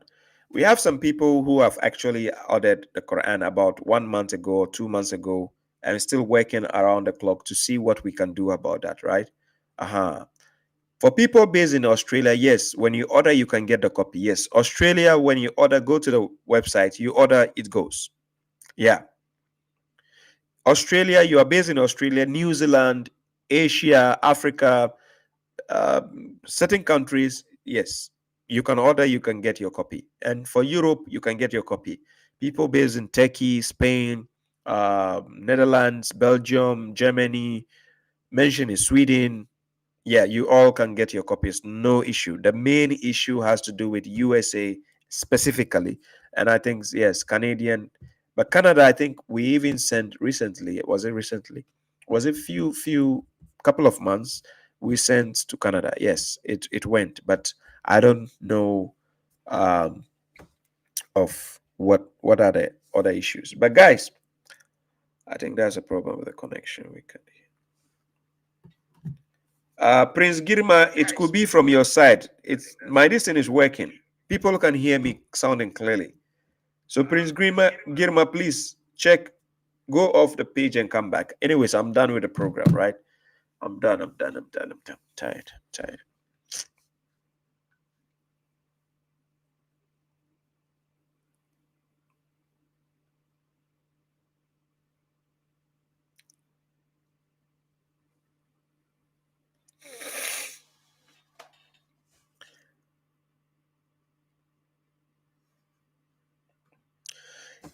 AZMI says, you translate Alpha and Omega. Does this change the verse's true meaning about Allah's existence beyond time and space? No, it doesn't change.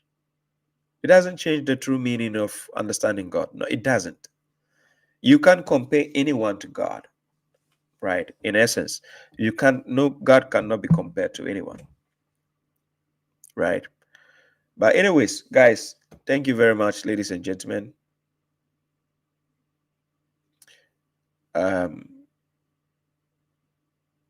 Thank you. Now the last thing I'm thinking about is my food. Food. Wow. Food is amazing. Anyways, guys, thank you very much. This is the correctional officer. Till we meet again, maybe, I don't know, maybe tomorrow, Saturday nights. I don't know. I might do a stream. Yeah. But thank you all, ladies and gentlemen. This is where I bring the topic to an end. Yeah. Peace out. Peace.